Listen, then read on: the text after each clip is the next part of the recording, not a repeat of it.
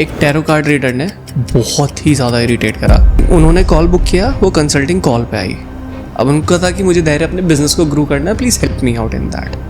But जैसे ही मैं कुछ सेंटेंस बोलता था, एक कार्ड निकालो, उन्होंने बोला आपकी एनर्जी ऐसी है। फिर मैंने दूसरा सेंटेंस नहीं बोला, ए आपकी एनर्जी ऐसी है। मैं गुरु हूँ, मुझे को मान लो तो ईश्वर मिल जाएगा। जो टैरो कार्ड है, हम उसे उठाते हो तो एकदम तुक्के की तरह ना, कि ये जो आ गया तो ये तुक्का है। जैसे कहीं रास्ते में जाता हूँ, चौराहे पे कुछ करके रखता है ना, हाँ। मैंने देखा है ये चीज। बहुत सारे एस्ट्रोलॉजर्स बताते हैं ना, वो ताला चाबी वाली रेमेडी बड़ी अच्छी लगती है मुझे। एक ताला लो, एक चाबी। मैडम कोई पूजा करा दो, मेरा ना बिजनेस चल रहा है। आपने मुझे बताया कि जब आपके फादर एक्सपायर हुए थे तो आप भी चाहते थे कि अपने फादर के स्पिरिट से बात करना। शायद भगवान को आपने भी नहीं देखा आज तक, मैंने भी नहीं देखा। हमारे पेरेंट्स ने सिखाया जब भी मंदिर आए हाथ जोड़ लेना, हाथ जोड़ के निकल जाना। एक टैरो कार्ड रीडर ने मुझे बोला कि मैं पहले अपने कार्ड को चार्ज कर लूँ। क्या बैटरी लगती है उसमें, क्या होता है ऐसा, क्या चार्ज क्या होता है उसमें? मुझे ये जॉब पाना है तो टैरो स्पेल कर दो, मुझे मेरी गर्लफ्रेंड वापस आ जाए। मेरे पास बहुत फ़ोन आते हैं, मैडम गर्लफ्रेंड चली गई है, स्पेल कर दो कि गर्लफ्रेंड वापस आ जाए। 98% लोग जो एस्ट्रोलॉजर हैं, न्यूमरोलॉजर हैं, जो टैरो कार्ड रीडर है, वो आपको डराते हैं और उसके बाद आपसे पैसा लूटते हैं। सिर्फ 2% लोग ऐसे हैं जो इस काम को बहुत सही तरीके से कर रहे हैं। आपने देखा होगा, अगर आप हाथ पे 24 नंबर लिख लोगे तो पैसों की बारिश होगी। अगर आपके फ़ोन नंबर में मल्टीपल 7 है तो आपका भाग्य अच्छा हो सकता है, बुरा हो सकता है, फलाना ढिमकाना पता नहीं क्या क्या।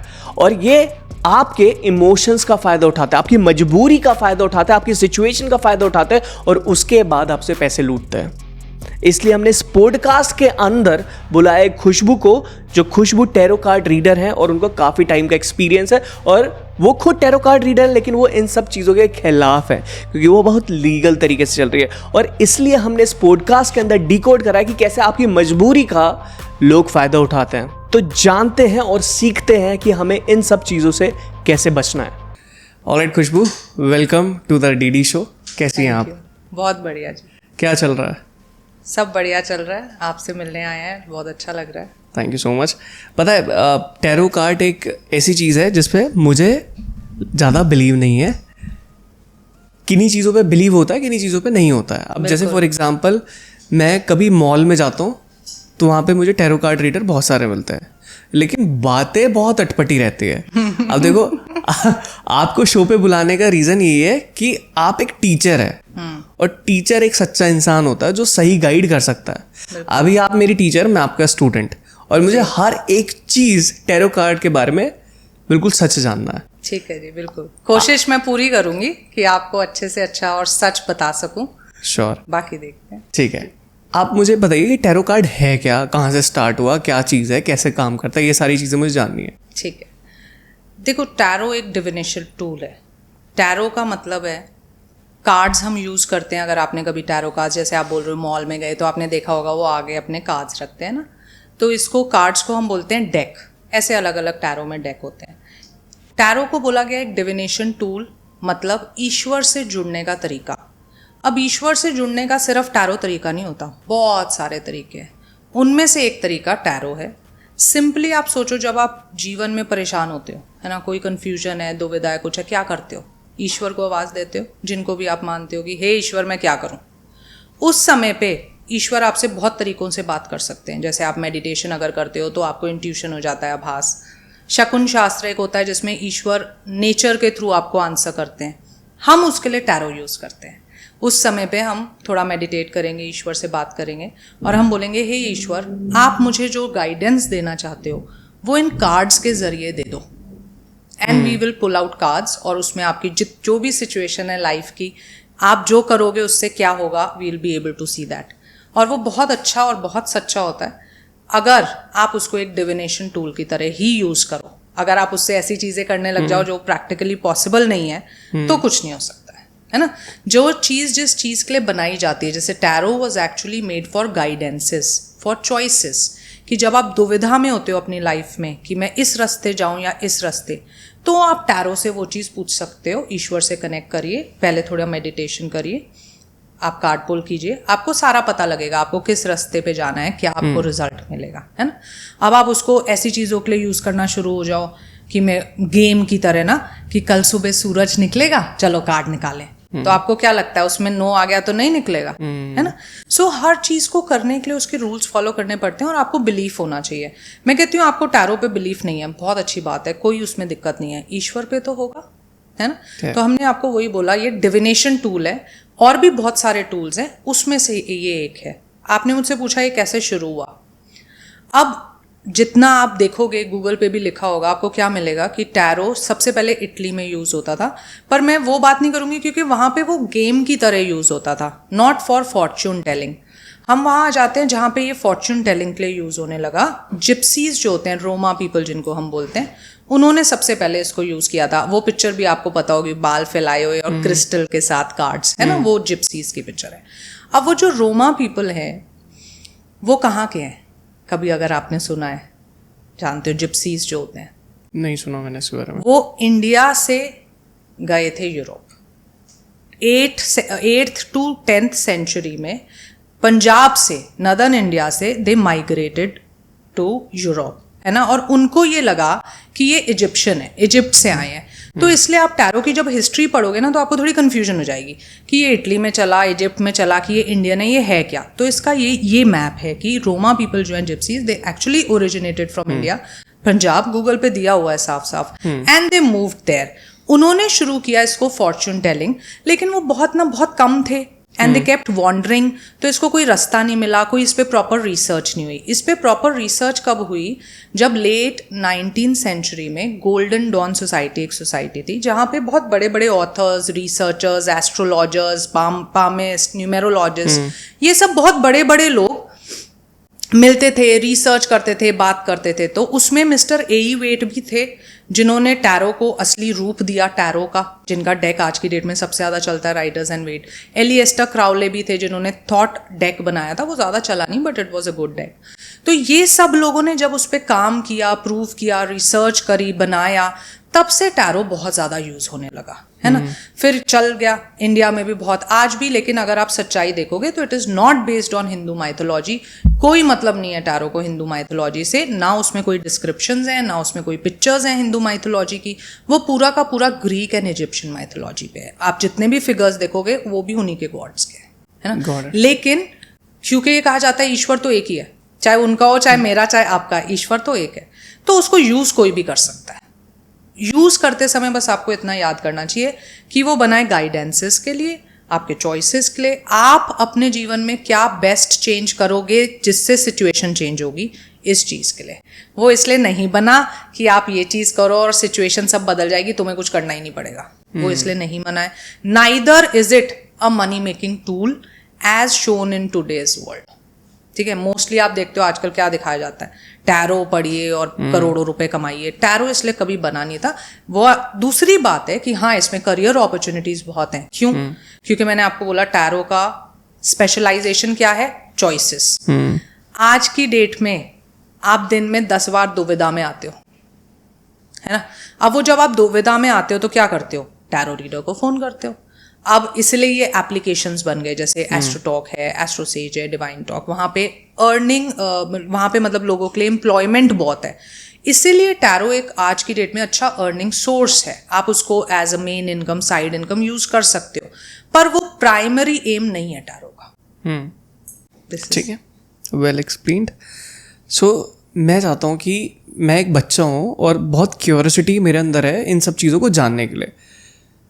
आप प्लीज़ ऑफेंड मत होइएगा। हाँ जी।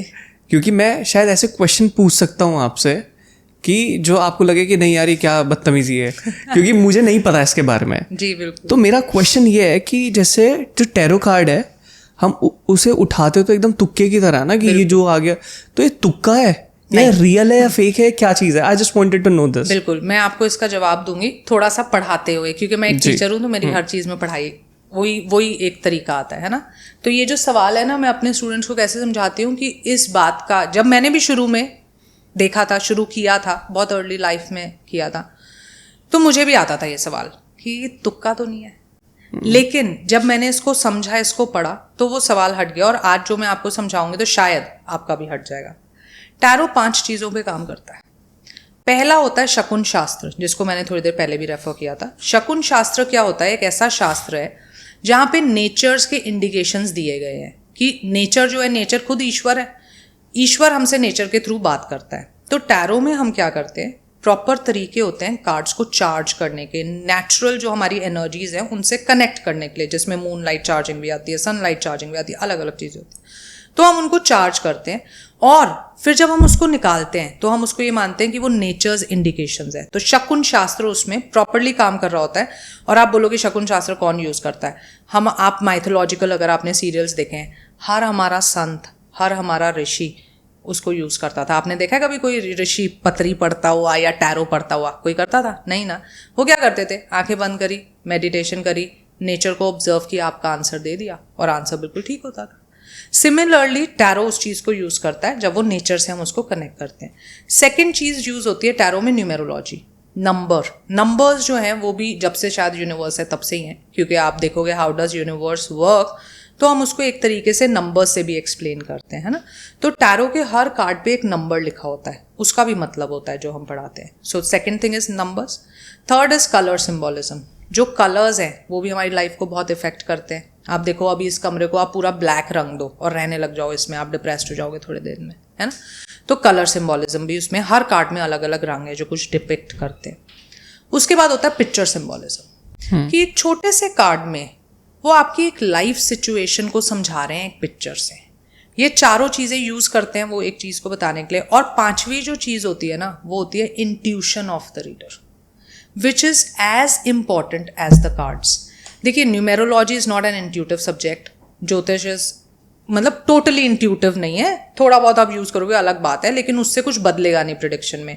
ऐसे ही एस्ट्रोलॉजी हो रहा शास्त्र है, उसमें इंट्यूशन का काम नहीं है। But tarot is an intuitive subject.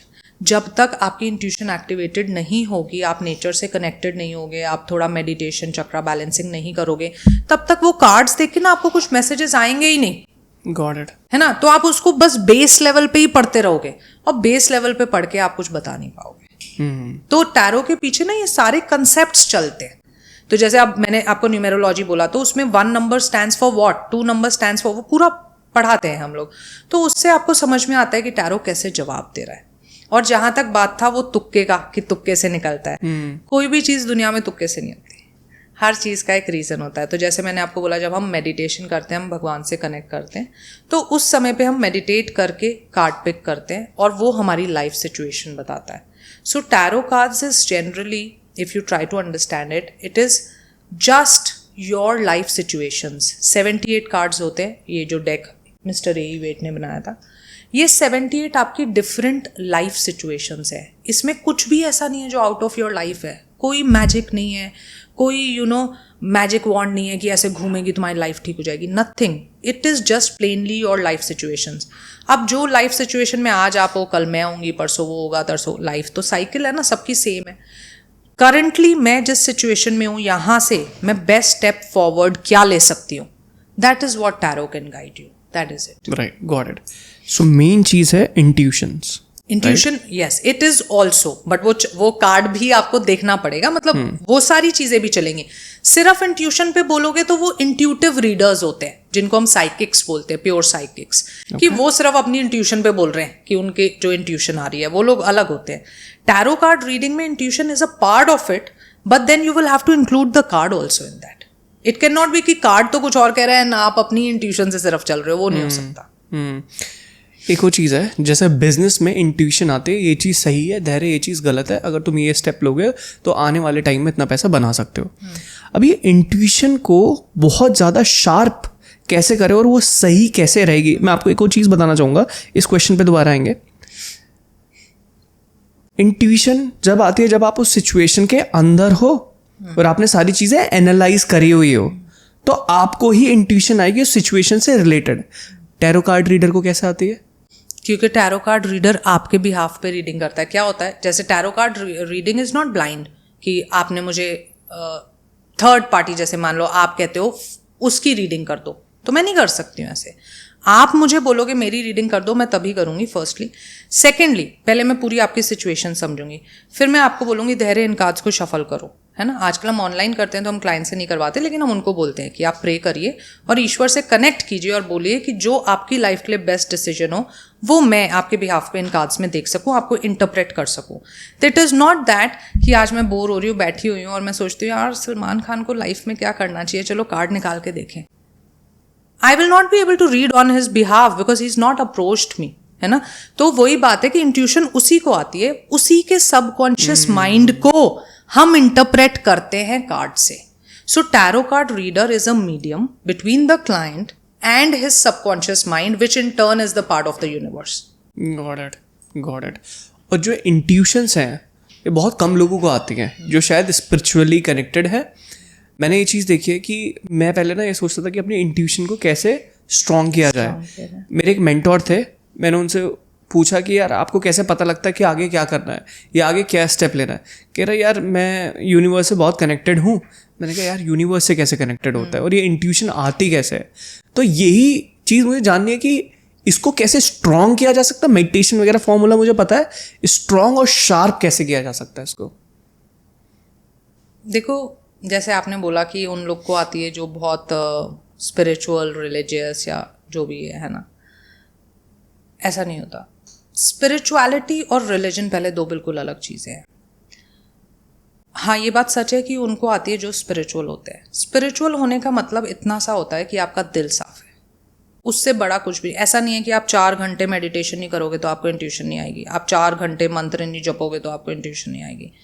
Intuition का मतलब होता है एक तरीके से ईश्वर की आवाज़ सुनाई देना. आपकी आत्मा की आवाज़ होती है, आपकी आत्मा परमात्मा का ही हिस्सा है तो हम बोल सकते हैं ईश्वर की आवाज़, है ना. ईश्वर की आवाज़ या अपनी आत्मा की आवाज़ सुनाई देना, दैट इज़ इंट्यूशन. आपकी सबकॉन्शियस की आवाज़ होती है वो, ठीक. वो सुनने के लिए लॉजिकल माइंड का शोर कम होना चाहिए, ठीक. तो जितना ज़्यादा आप जीवन में बेस पे रहोगे, जितना ज़्यादा सिंपल रहोगे, जितना ज़्यादा इफ एंड बट में नहीं पड़ोगे, छल में, क्लेवरनेस में, ऑलवेज प्लानिंग एंड प्लॉटिंग में आप नहीं जाओगे, जितना simple connected to your roots रहोगे, उतना ज़्यादा आपको इंट्यूशन आएगी, उतने ज़्यादा आपको आभास होंगे और वो सही होंगे. और मैं यहाँ पे ये भी आपको बता दूँ, इंट्यूशन और इल्यूजन में भी बहुत हल्का सा ही फ़र्क होता है. ये ब्राउ चक्रा होता है हमारा, ब्राउ चक्रा की एक्टिवेशन से इंट्यूशन आती है, ठीक है. और ब्राउ चक्रा की ब्लॉकेज से इल्यूजन होता है. सो इल्यूजन क्या होता है कि मुझे लगता है कि ये हो जाएगा, पर वो होता नहीं है कभी भी. वो 2-4 बार में आपको समझ आ जाएगा कि जब आपको लगेगा और वो हो नहीं रहा है. इंट्यूशन क्या होती है कि आपको लगता है और 4 में से 3 बार वो हो जाता है, तो वो आपकी इंट्यूशन एक्टिवेशन है. तो कई बार हम वहाँ पे भी फ़र्क कर जाते हैं. जब हम बहुत ज़्यादा लॉजिकल माइंड से सोच रहे होते हैं ना, तो हमें लगता है मुझे इंट्यूशन आ रही है, बट वो एक्चुअली इंट्यूशन नहीं होती है. वो आप कैलकुलेटेड रिस्क ले रहे हो. इंट्यूशन कभी कैलकुलेशंस नहीं होती.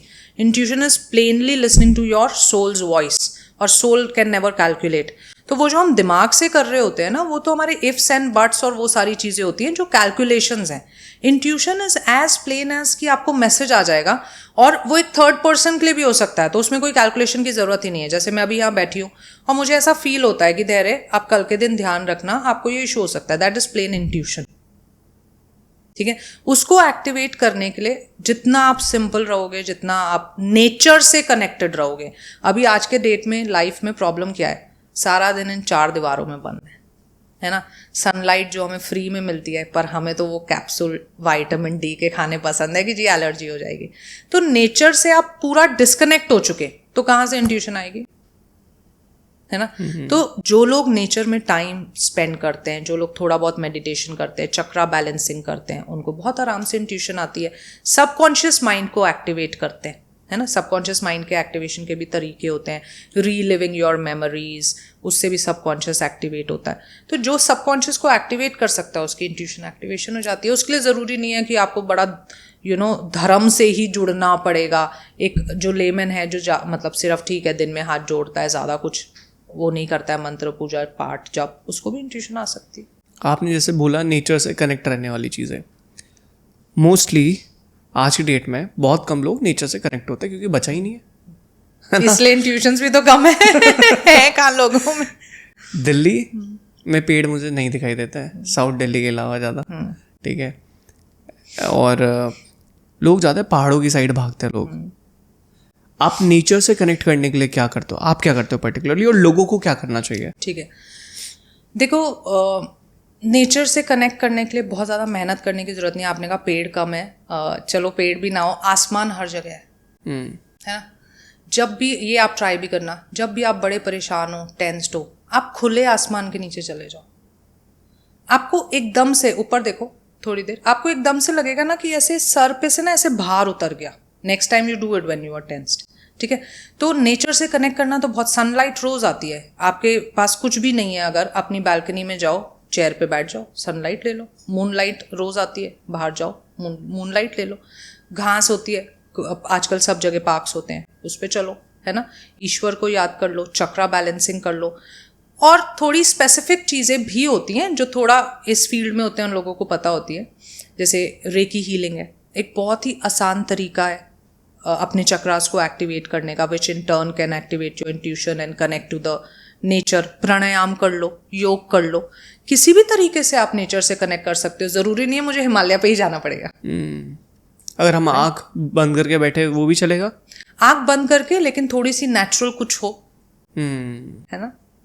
एक मैं आपको किस्सा बताना चाहूँगा। एक टैरो कार्ड रीडर ने मुझे बहुत इरिटेट करा। ठीक है, अब क्या था कि पहले ये इरिटेट करने वाली बात से पहले एक और चीज़ मेरे दिमाग में एक सवाल आ गया जो रह गया। एक टैरो कार्ड रीडर ने मुझे बोला कि मैं पहले अपने कार्ड को चार्ज कर लूँ। क्या बैटरी लगती है उसमें, क्या होता है ऐसा, क्या चार्ज क्या होता है उसके अंदर? वो जो मैंने अभी अभी बोला ना कि नेचर से कनेक्ट करना। तो अच्छा। क्या होता है, जब हम टैरो कार्ड पढ़ाते हैं तो स्पेसिफिक मेथड सिखाए जाते हैं। जैसे या तो हम रेकी से सिखाएंगे या प्राणिक से सिखाएंगे, जिसको हम रोज़ यूज़ भी कर रहे होते हैं अपने चक्रा बैलेंसिंग के लिए। तो उस समय पे हम उस एनर्जी को यूज़ करके, मेडिटेशन करके कार्ड्स को चार्ज करते हैं। वरना तो फिर आपकी वाली बात हो जाएगी ना कि तुक्का है, कोई भी फैला के उठा लो, है ना, वो तो फिर तुक्का हो गया। तो फिर क्या उससे, वो सही नहीं होगा, कभी भी रेजोनेट नहीं करेगा आपसे। तो इसलिए उन्होंने जो आपको बोला वो झूठ नहीं था। कार्ड्स को कनेक्ट करना पड़ता है, चार्ज करना पड़ता है। ओके। एक टैरो कार्ड रीडर ने बहुत ही ज़्यादा इरिटेट करा। मैं कंसल्टिंग, उन्होंने कॉल बुक किया, वो कंसल्टिंग कॉल पे आई। अब उनको था कि मुझे धैर्य अपने बिजनेस को ग्रो करना है, please help me out in that. But जैसे ही मैं कुछ सेंटेंस बोलता था, एक कार्ड निकालो, उन्होंने बोला आपकी एनर्जी ऐसी है। फिर मैंने दूसरा सेंटेंस नहीं बोला, ये आपकी एनर्जी ऐसी है, आपके अंदर ये क्वालिटी है, बट आपके अंदर ये माइनस पॉइंट है। मैं इरिटेट हो गया। मैंने कहा कि मेरे सेंटेंस कुछ होता नहीं है, ये कंसल्टिंग के लिए आए, कंसल्टिंग ले नहीं रही है, मुझे जज कर रही है। तो क्या ये जो चीज़ हो रही थी एक्चुअली ऑन द स्पॉट एकदम हो सकता है? होने के लिए हो सकता है, पर इसलिए टैरो नहीं बना है। देखिए, ईश्वर क्या कहते हैं आपको? ईश्वर कहते हैं कि पहले खुद मेहनत कर लो, कुछ करके देखो, जब फंस जाओ तो ठीक है, मेरी मदद मांगने आना, लेकिन आप कदम उठाने से पहले बोलो नहीं जी मेरे को गोदी लेके चल लो, तो दैट इज नॉट राइट ना। टैरो हम कहते हैं करो, बिल्कुल करो, लेकिन तब करो जब आप अपने एफर्ट्स डाल चुके हो, कि आपको लग रहा है नहीं यार मुझसे ये हो नहीं पा रहा, नाउ आई नीड गाइडेंस कि मुझे क्या नेक्स्ट स्टेप करना चाहिए, या मैं क्या गलत कर रही हूँ इस चीज़ में जो ये हो नहीं रही है, तो आप कीजिए। वही ये बात वही होगी ना फन के लिए, कि सुबह सूरज निकलेगा और वो धैर्य बैठे हैं सामने, मुझे आपकी एनर्जी अगर चेक करनी है, being an energy healer I can जज, I don't need cards for that. तो वो गेम खेलने वाली बात होगी ना, कि कार्ड निकाल के कि अच्छा ये स्ट्रेंथ है, ये वीकनेस है, ये वो है, इसके लिए नहीं बना होता। और ये आजकल जो ये सब्जेक्ट को मिसअंडरस्टैंड किया जा रहा है, वो इसी वजह से किया जा रहा है। आप देखो, टैरो एकदम बूम पे है, ये बात सब मानेंगे। क्यों बूम पे है? क्योंकि लोगों की लाइफ में समस्या बहुत ज़्यादा है, प्रॉब्लम्स बहुत ज़्यादा है, उनको डिपेंडेंट होना है किसी पे। वो ये नहीं सोचते कि हम खुद पढ़ के खुद को एम्पावर कर लें, उन्हें चाहिए कोई और मुझे गाइड कर दो, है ना। इसलिए टैरो बूम पे है। लेकिन अगर आप उसको ढंग से समझोगे तो टैरो एज अ सब्जेक्ट कभी भी ये नहीं बोलता कि आप हर छोटी बात के लिए मेरे को उठा के बैठ जाओ।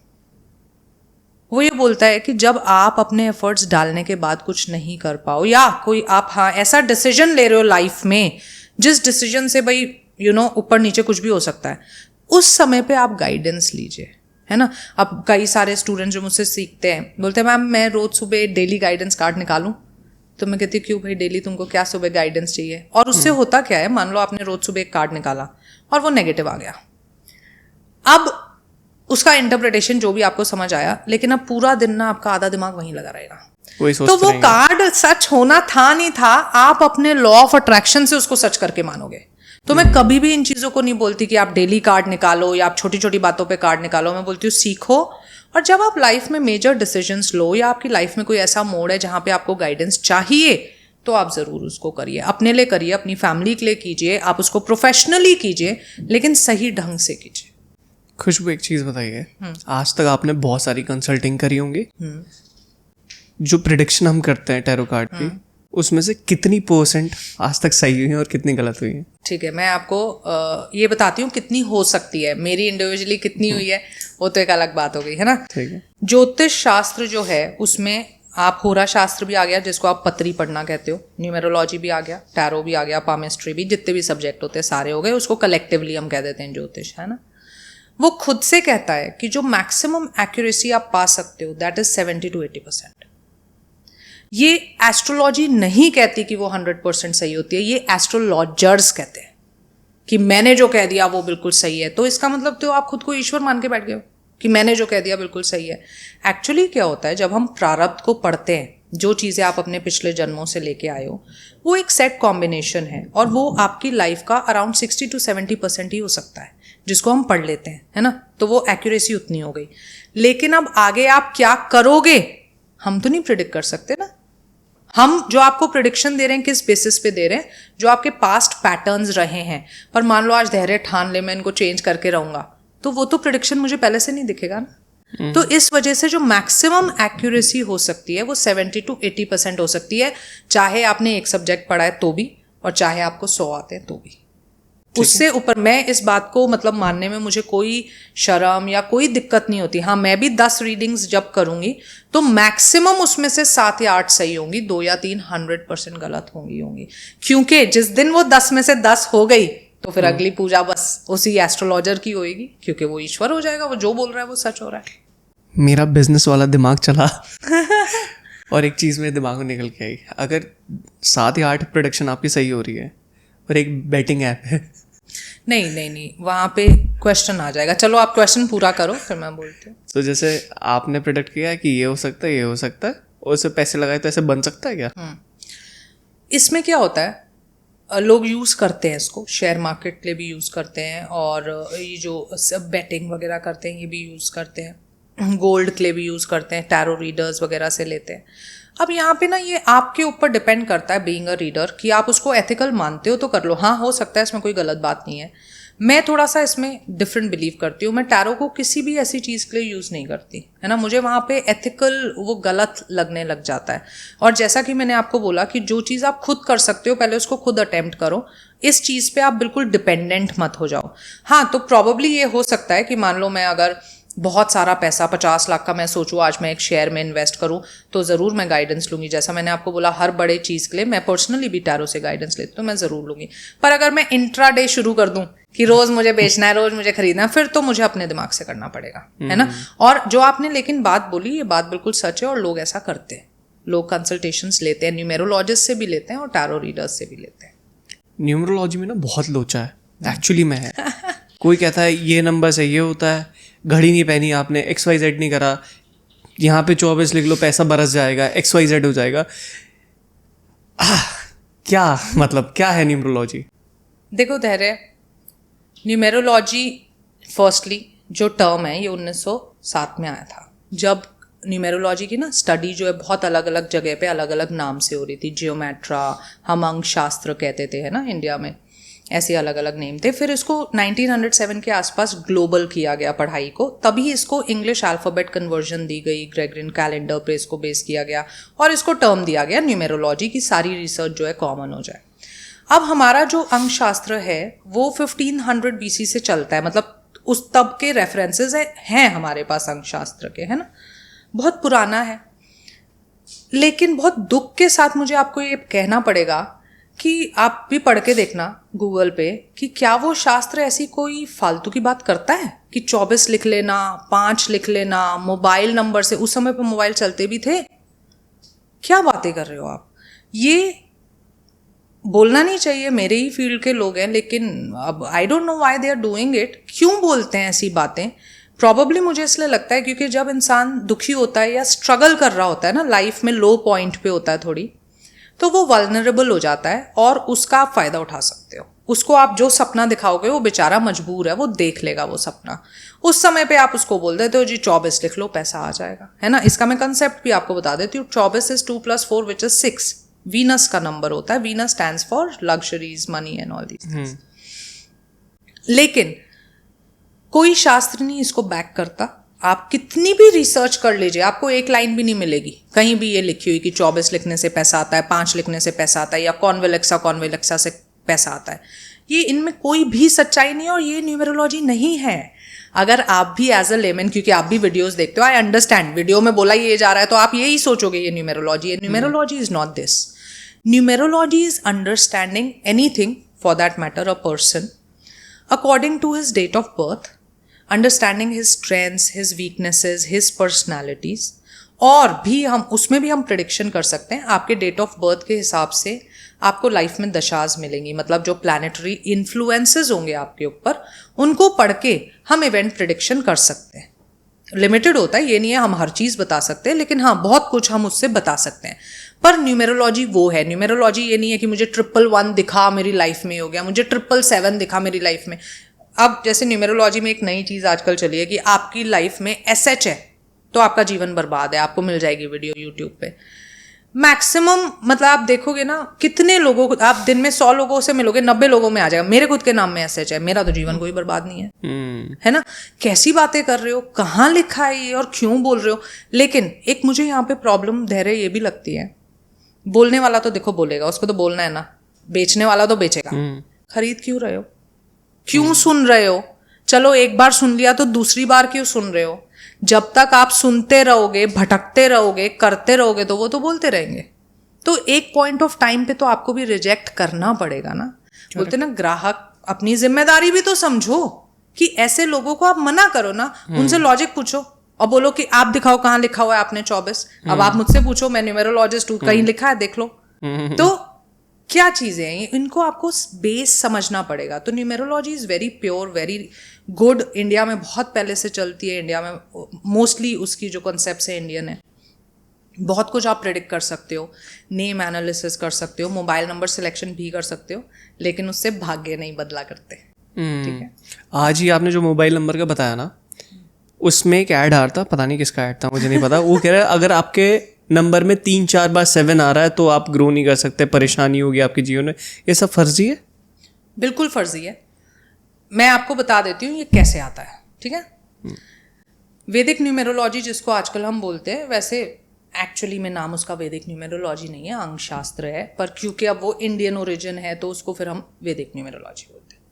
उसमें कॉम्बिनेशन होता है कि अगर आप नेगेटिव केतु हो, केतु होता है 7 नंबर का, अगर आप नेगेटिव केतु हो तो वो अभाग्य का नंबर होता है। केतु सिंगल 7 जो है वो भाग्य का होता है, मल्टीपल 7 जो होता है वो अभाग्य का नंबर है।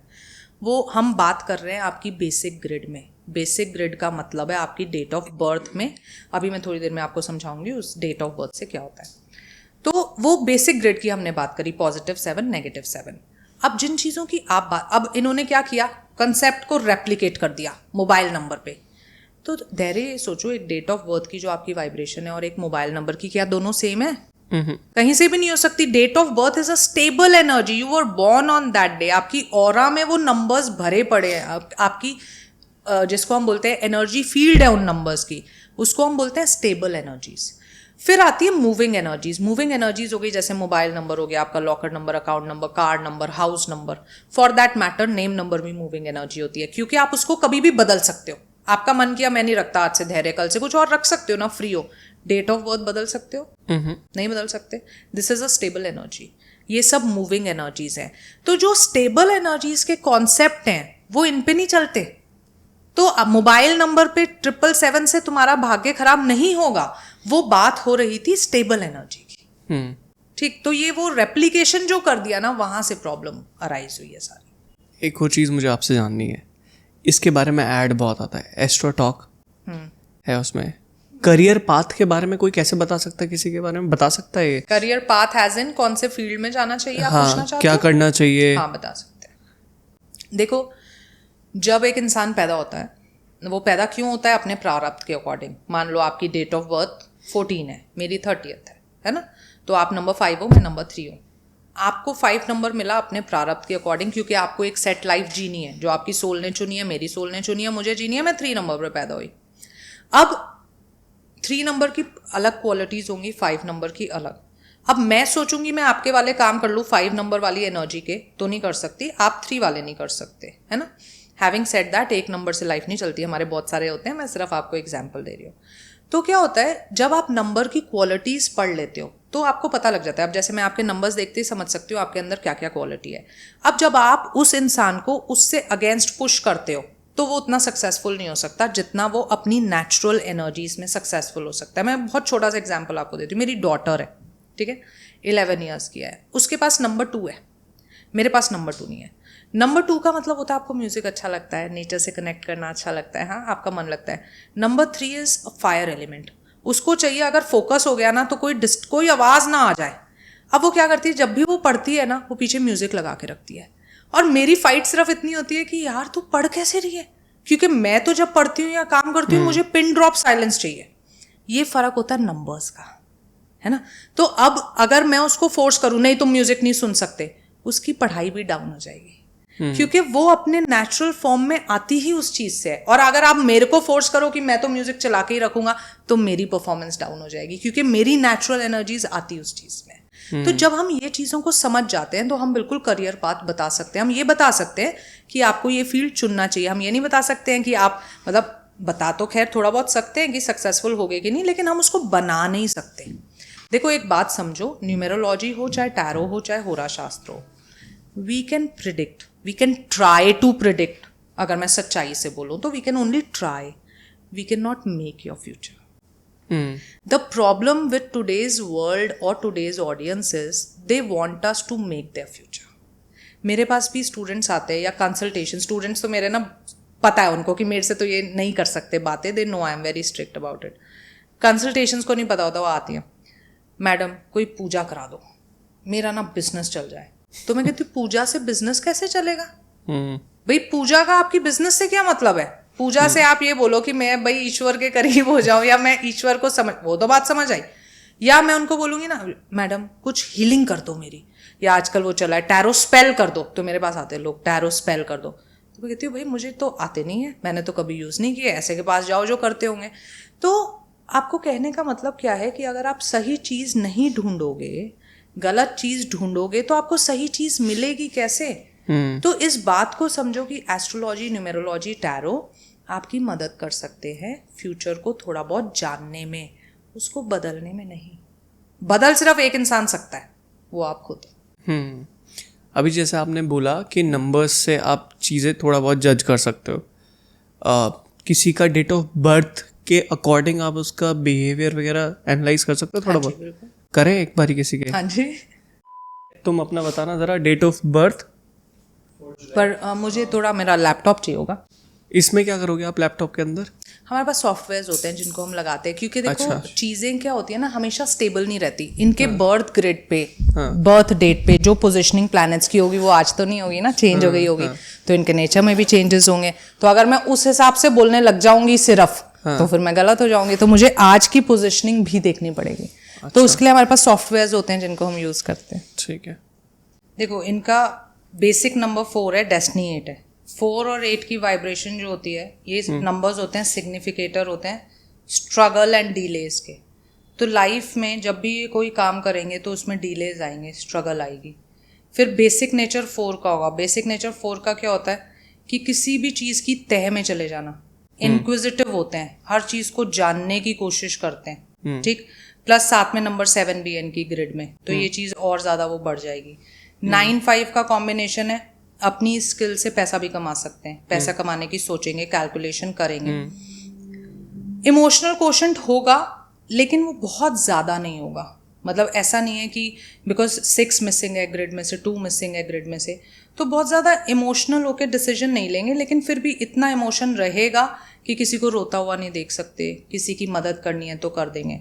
लेकिन 4 नंबर की वजह से, अभी इनकी एज वैसे बहुत कम है कि पूरी तरीके से मैनिफेस्ट करें चीज़ें, लेकिन 4 नंबर की वजह से क्या होता है ना, लाइफ में सडन अप्स एंड डाउन्स आते हैं। तो इनकी लाइफ में ऐसी चीज़ें होंगी कि सडनली कुछ हो जाएगा, ये इनके मुंह से ना ये बहुत निकलेगा, पता नहीं कैसे हो गया, एकदम से हो गया, है ना। अच्छा भला चल रहा था एकदम से खराब हो गया, या फॉर दैट मैटर खराब चल रहा था एकदम से बहुत अच्छा हो गया, अपॉर्चुनिटीज़ भी मिल जाएंगी। थोड़ा बहुत अगर हम इनकी दशा देखते हैं तो इनकी लाइफ में बेटरमेंट आनी चाहिए 2017 के बाद से, 2017 के बाद से देखें तो इनका अच्छा पीरियड चल रहा है, लाइफ में बेटरमेंट होनी चाहिए। Having said that, last 2 years से थोड़े डिस्टर्ब भी रहेंगे, एंग्जाइटी के नंबर्स बहुत ज़्यादा लाइफ में बढ़े हुए हैं। मतलब अभी रिसेंटली? हाँ जी, रिसेंटली, है ना। इनका स्किल सेट सबसे अच्छा ये होगा कि ये बारीकी में जा सकते हैं। तो ये अगर कोई भी काम ऐसा करेंगे, आईटी हो गया, रिसर्च हो गई, ऑडिट हो गया, एनालिसिस हो गया, तो उसमें ये बहुत अच्छा कर सकते हैं। ओके, एक और ले, लास्ट 14 दिसंबर 1994। आपका है? हाँ, नेगेटिव भी बताना। नेगेटिव बताऊं? हाँ, नेगेटिव पॉजिटिव दोनों बताना, जो भी है, मतलब एकदम रियल। देखो, जब मैं कंसल्टेशन देती हूँ तो, क्योंकि मैं बहुत कम देती हूँ, मैं टीचर हूँ, मुझे पढ़ाने में मजा आता है। मैं जब कंसल्टेशन देती हूँ तो मैं कभी ये नहीं सोचती कि क्लाइंट को अच्छा लगेगा या बुरा, जो गलत बात होती है। जब मैं पढ़ाती हूँ तो मैं ये बताती हूँ कि कंसल्टेशन इस तरीके से दीजिए कि सामने वाले की उम्मीद खत्म नहीं होनी चाहिए। सच्चाई भी बोलनी है तो इस तरीके से बोलिए कि वो उस पर इम्प्रूव करने की कोशिश करे, ये नहीं कि आप उसको डाउन कर दो। बट वो थोड़ा सा मेरे साथ प्रॉब्लम है, थोड़ा ब्लंट बोल देते हैं। तो ठीक है, देखते हैं, अभी तो देखा ही नहीं।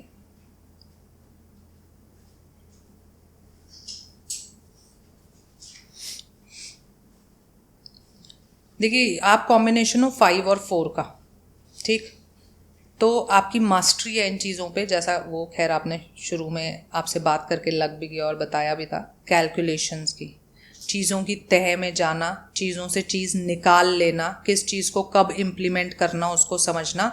This is your basic nature. चीज़ कैसे ग्रो करेगी, चीज़ में से कैसे फ़ायदा निकालना है, चीज़ को कैसे मोनेटाइज करना है, you know that very well, ठीक है। लो ऑन इमोशंस हो व्हेन टेकिंग डिसीजंस। वैसे इमोशनल क्वोशंट आप में है, कोई आपसे थोड़ा सा कनेक्ट कर ले तो आपको कर सकता है कंट्रोल। इमोशनल कनेक्ट आपसे बना ले अगर, तो बहुत जल्दी आप इंसान को पकड़ने नहीं देते, अपने आप को क्लोज नहीं आने देते, लेकिन जो क्लोज आ जाएगा वो आपको जो भी चाहे वो करवा सकता है। वो कहते हैं ना कि प्यार से जान मांग लो, लेकिन हर कोई आपके क्लोज आ नहीं सकता। थोड़ा सा प्रॉब्लम यहाँ पे क्या है, 4 नेगेटिव है। 4 नेगेटिव जब हो जाता है तो राहु होता है 4। राहु क्या करता है, हमारे माइंड को ना स्टेबल नहीं होने देता। ओवर थिंकर्स होते हैं ऐसे लोग, रात को नींद भी कम आती है इसीलिए, उनका दिमाग चलता रहता है। मतलब Rahu is always working working working working. वो उसी चीज़ से कहते हैं 4 नंबर का सबसे बड़ा दुश्मन उसका अपना दिमाग है, क्योंकि वो बहुत सोच साच के ना एक डिसीजन पे आता है, थोड़ी देर में उसका दिमाग उसी पे क्वेश्चन मार्क लगा देता है और वो बेचारा फिर घूमने लग जाता है ना। तो वो थोड़ा सा इशू आपको लाइफ में कंट्रोल करना पड़ेगा। जैसा कि अभी देख सकते हैं, आपका टाइम की अगर हम बात करें तो आपने जो सीखा, जो आपका अच्छा पीरियड आया होगा 2010-11 में अच्छा रहा होगा, लेकिन उसके बाद आपने काफ़ी स्ट्रगल किया होगा। 2012 से आपका स्ट्रगलिंग पीरियड दिखाता है, सैटर्न का पीरियड है, जो ये कहता है कि धीरे धीरे धीरे धीरे चढ़ोगे, पर चढ़ोगे। जैसी नियत रखोगे, जैसा कर्म करोगे, वैसा फल आपको मिलेगा। तो आप धीरे धीरे धीरे आगे बढ़ोगे, पर बढ़ जाओगे, रिजल्ट आपको मिलेगा। अच्छा रिजल्ट आपको 19 के बाद से मिला होगा। तगड़ा रिजल्ट मिला था 19 के बाद। और पैसा है मेरी लाइफ में? बेसिक नंबर 5 हो आप। मतलब जैसे हम शायद अभी बात कर रहे थे थोड़ी देर पहले, मैंने आपको एक चीज़ बताई थी कि अगर आपके प्रारब्ध में होगा that you can change your status, तो ही आप चेंज कर सकते हो। योर ग्रिड हैज़ इट, है ना, it has number 5। So if you have number 5 or you have +6, +1 and +8, these are the only numbers that will allow you in your life to change your status. We are talking about changing status. मैं ये नहीं बोल रही हूँ कि जिनके पास ये number नहीं है वो अमीर नहीं हो सकते, लेकिन वो अमीर जिस स्टेटस में पैदा हुआ है वो उसी में रहेगा। चाहे वो अगर अभी से बहुत अमीर में पैदा हुआ है तो बहुत अमीर में रहेगा, वो उससे और ऊपर नहीं जा सकता। और ऊपर जाने के लिए मुझे ये 4 नंबर्स में से एक पॉजिटिव चाहिए। Got it. सो ऐसा आपको न्यूमरोलॉजी के बारे में काफ़ी पता है। डेट के बारे में बात कर सकते हैं, बिहेवियर के बारे में, जैसे 1 2 3 4 5 6 ऐसे बात करें उसके बारे में? ठीक है। नंबर 1 का क्या बिहेवियर रहता है, कैसे लोग रहते हैं, प्लस और माइनस दोनों के बारे में बात करें? मैं आपको ये बता देती हूँ, लेकिन मैं आपको यहाँ पे ये भी बोलना चाहूँगी कि हम बात कर लेते हैं, मैं कैरेक्टरिस्टिक्स भी बोल देती हूँ, लेकिन जब मैं नंबर 1 बोलूँगी तो उसमें से कुछ लोग डिसएग्री करेंगे। क्यों? क्योंकि वो एक्चुअली में +1 है ही नहीं। वो -1 है। तो उसमें ना मुझे थोड़ा देखना पड़ता है कि +1 है कि -1। जनरली जब आप देखते हो वीडियोस वगैरह, हम बात करते हैं नंबर 1 ऐसा होगा, तो कई बार नंबर 1 जैसे हम शुरू करते हैं, नंबर 1 जो होता है, number 1 stands for sun. Number 1 वाले लोग जो होते हैं उनकी कोर होती है लीडरशिप। सूरज है वो, उसको चमकना है, उसको सेंटर ऑफ अट्रैक्शन रहना है। तो नंबर 1 वाला क्या होता है? Leadership, authoritative, very excellent manager, initiator होते हैं वो आपको करके दिखाएंगे, लीड बाय एग्जाम्पल। वो करके दिखाएगा कि देखो मैंने किया, अब तुम करो। तो पहल करते हैं, पब्लिक स्पीकिंग, कहीं खड़ा कर दो, बोलने लग जाएंगे, दे नो, एंड अच्छा बोलेंगे, ये नहीं कि कुछ भी बोलने लगे, अच्छा बोलेंगे। नेगेटिविटी क्या होती है? डोमिनेटिंग होते हैं। सूरज जब निकलता है ना तो वो सबको छुपा देता है, अब मैं निकल गया, तो वो नंबर 1 के सामने आप दिख नहीं सकते, है ना। तो वो थोड़े से उनके रिलेशनशिप्स में इशू आता है, क्योंकि उनमें होती है आई मी माई सेल्फ। हम जहाँ खड़े होंगे लाइन वहां से शुरू होगी। तो अब रिश्ता ऐसे से हो गया, जो फॉलोअर है तो चल जाएगा, पर अगर सामने कोई खड़ा हो गया जो जिसको है जी, हम जहां से खड़े होंगे लाइन वहां से शुरू होगी, तो प्रॉब्लम है ना। तो वहां पे वो थोड़ा इशू आता है। मैं जो अंतर आपको समझा रही थी वो ये था कि जो नंबर्स होते हैं ना, प्लैनेट सन जो होता है, वो हर किसी के लिए पॉजिटिव नहीं होगा।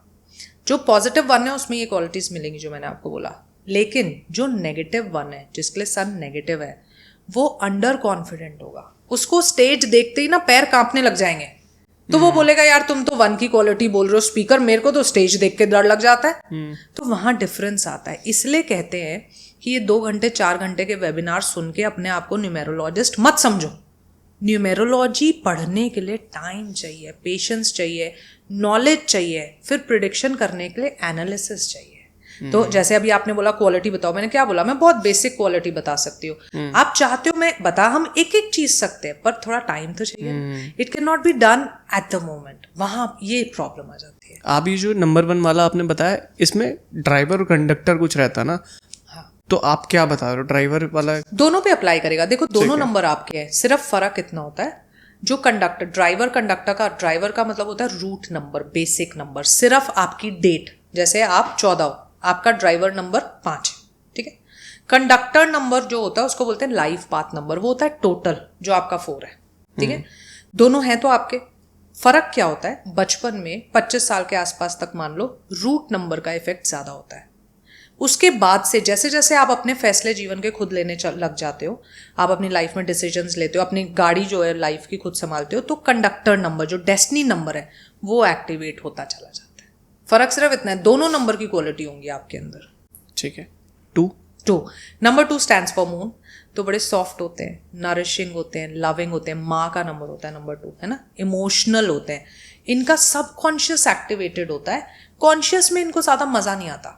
तो 2 नंबर वाले के मुंह से ना आप सारा दिन सुनोगे मन कर रहा है या मन नहीं लग रहा है, मन अजीब सा हो गया, ये मन फोकस्ड होते हैं, सबकॉन्शियस फोकस्ड होते हैं, ये फॉलोअर्स होते हैं। इनके बस की नहीं है इनिशिएशन, ये बोलेंगे बता दो क्या करना है कर लेंगे।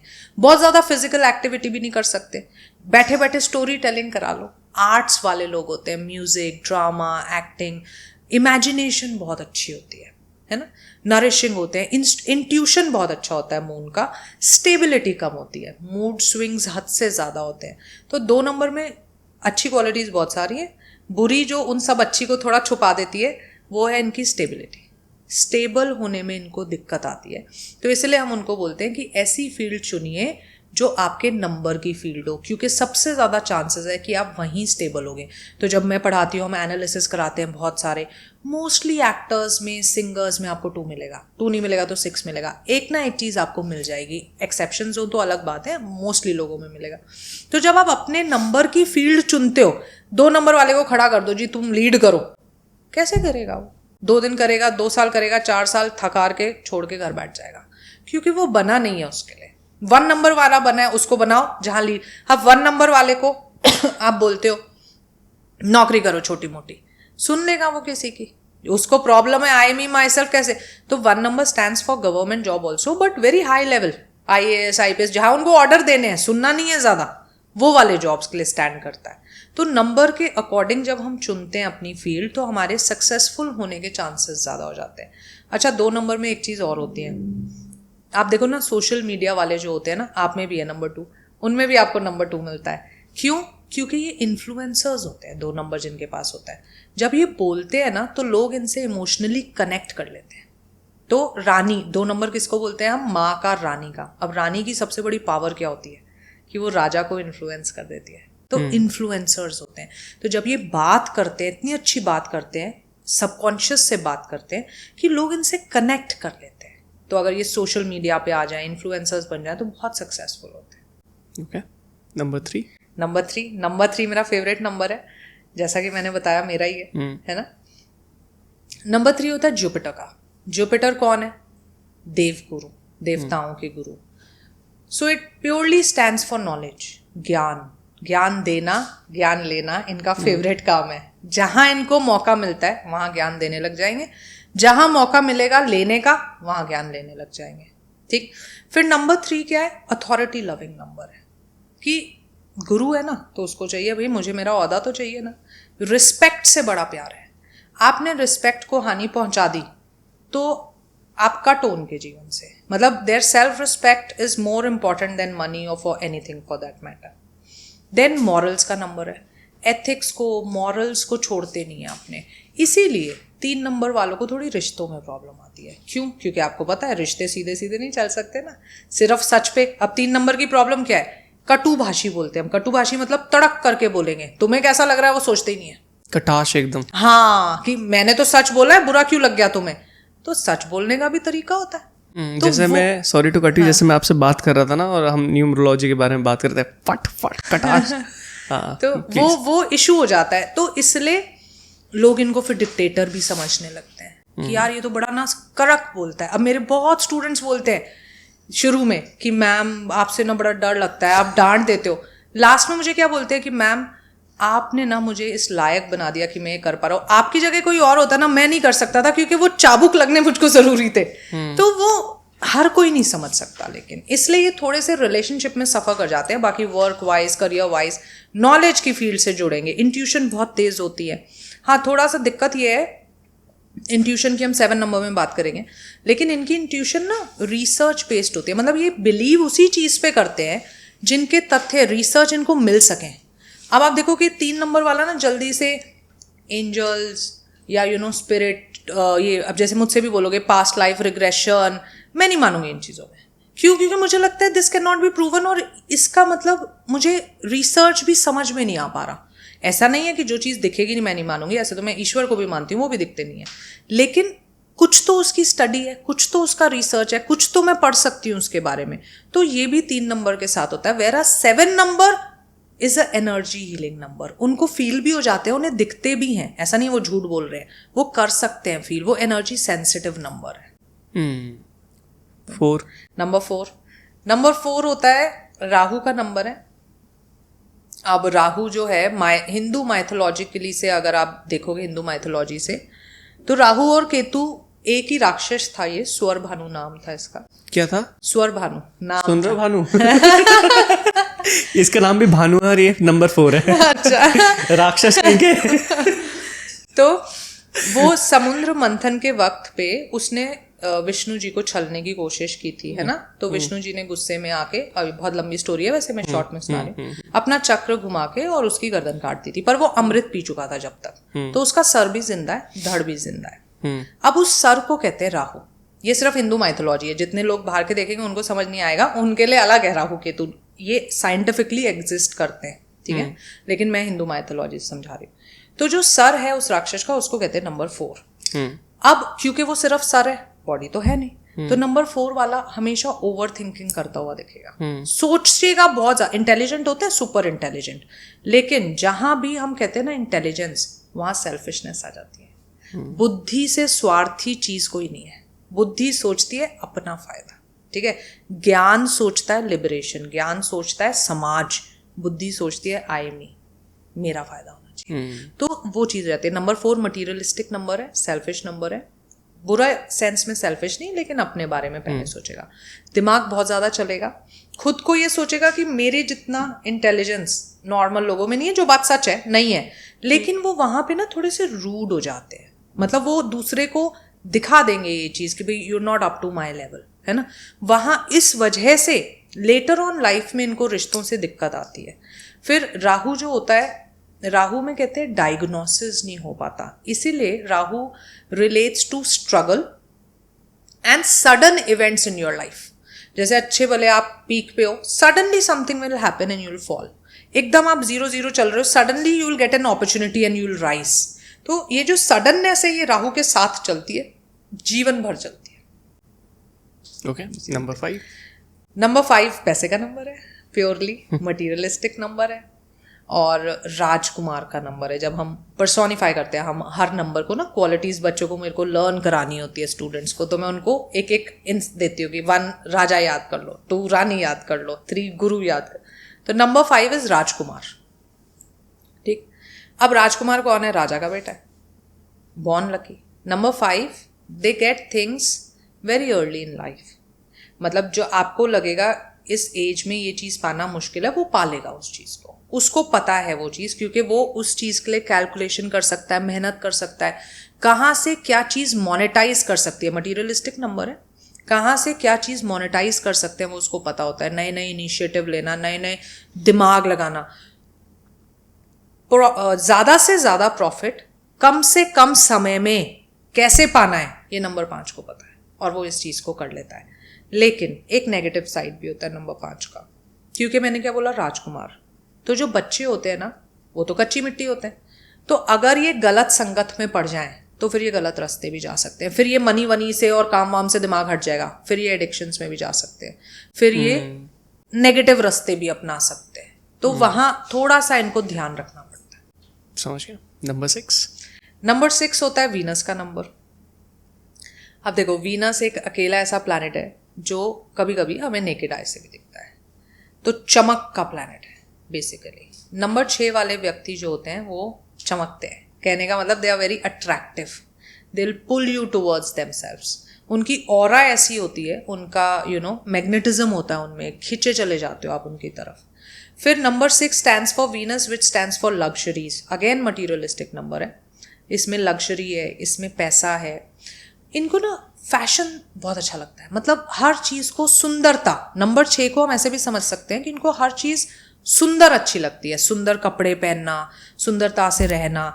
एक तरीके से ना बहुत एक्सट्रीम पे भी चले जाएंगे, जैसे 3 बजे भी रात को घर आएंगे और घर फैला होगा तो थकान चली जाएगी, पहले घर ही साफ होगा। अब तो OCD होता है इनको वो नंबर 4 में भी होता है। नंबर 4 और नंबर 6 में थोड़ा थोड़ा होता है कि उनको कुछ चीज़ें, अब जैसे नंबर 6 है, यही ब्रांड पहनूंगा, इसी ब्रांड का परफ्यूम चाहिए, they are very particular about their things. फिर नंबर 6 सैक्रिफाइस का भी बहुत बड़ा नंबर माना गया है, जिसको ये अपनी फैमिली मान लें। अब इनके लिए फैमिली ये नहीं होती कि खून का रिश्ता है तो फैमिली नहीं, जिसको ये मानेंगे वो फैमिली है। उसके लिए ये मर भी सकते हैं और मार भी सकते हैं। नंबर 6 आपको पता है कैसे, मतलब हम हिंदू माइथोलॉजी में क्या बोलते हैं, शुक्र। शुक्र कहाँ से बना? शुक्राचार्य। शुक्राचार्य कौन थे? दैत्य गुरु थे।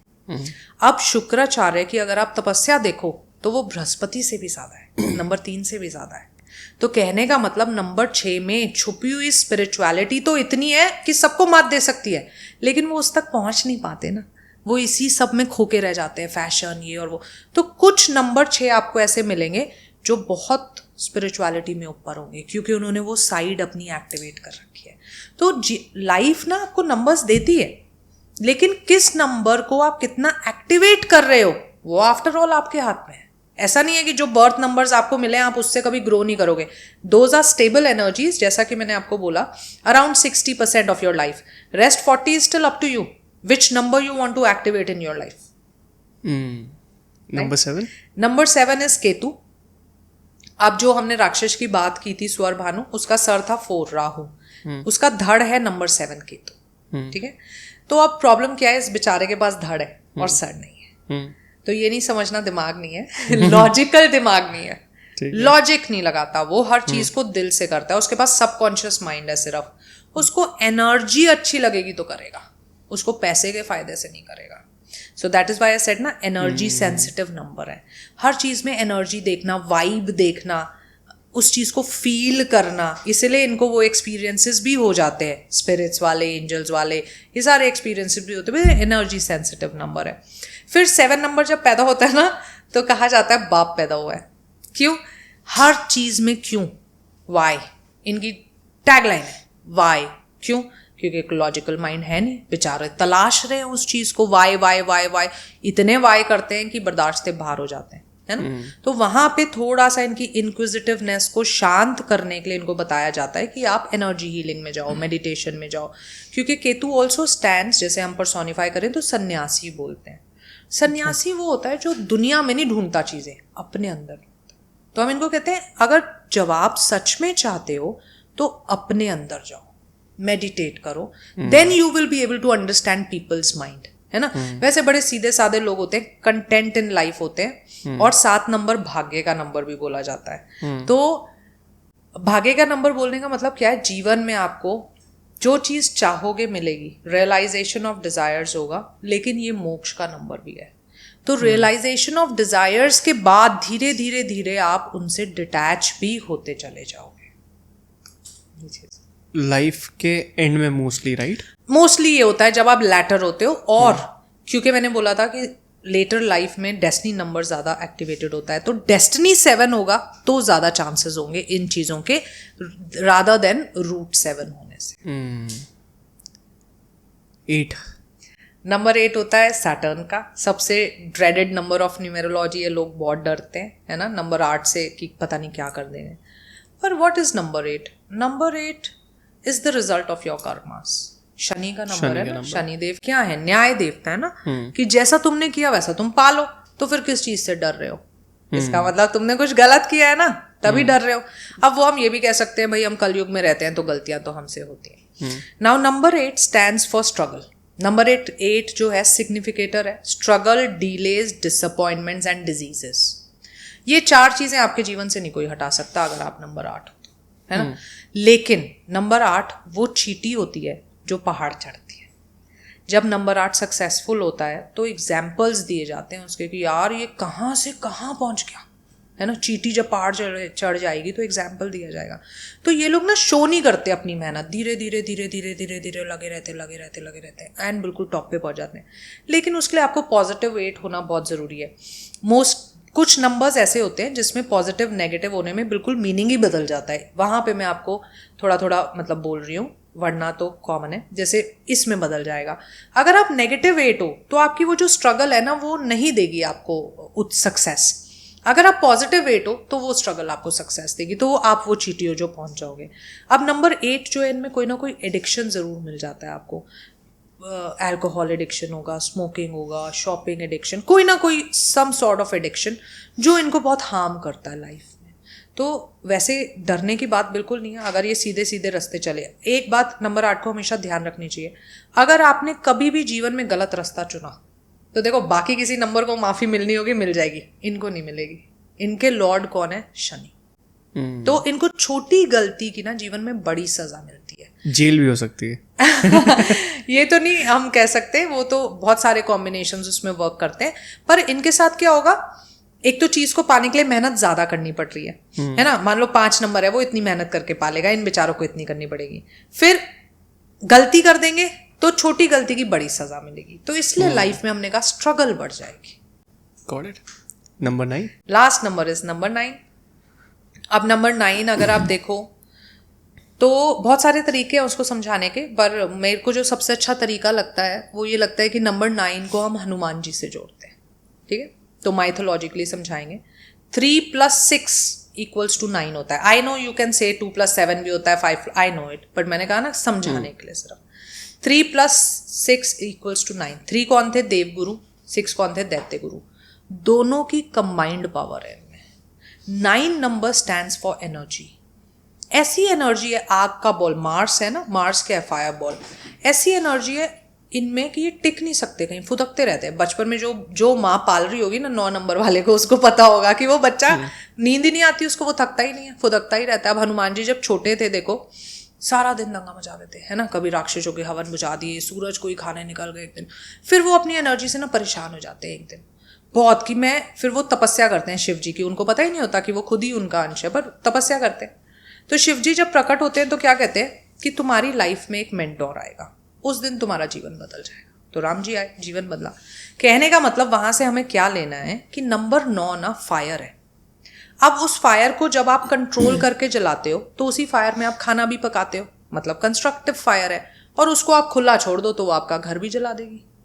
तो फायर है, उसको कंट्रोल करना पड़ता है। नंबर 9 को एक मेंटोर चाहिए। अब वो मेंटोर उनकी ग्रिड में, खुद की डेट ऑफ बर्थ में भी हो सकता है, नहीं है तो आउटसाइड मेंटोर चाहिए। वैसे इनकी आप अगर वो देखोगे, एट्रीब्यूट्स देखोगे, फुल ऑफ एनर्जी होंगे, फिजिकल बॉडी बनाना, इनको जिम जाना इनको बड़ा पसंद होता है, ह्यूमैनिटी का नंबर माना जाता है। मे आई हेल्प यू इनकी क्लिशे लाइन है।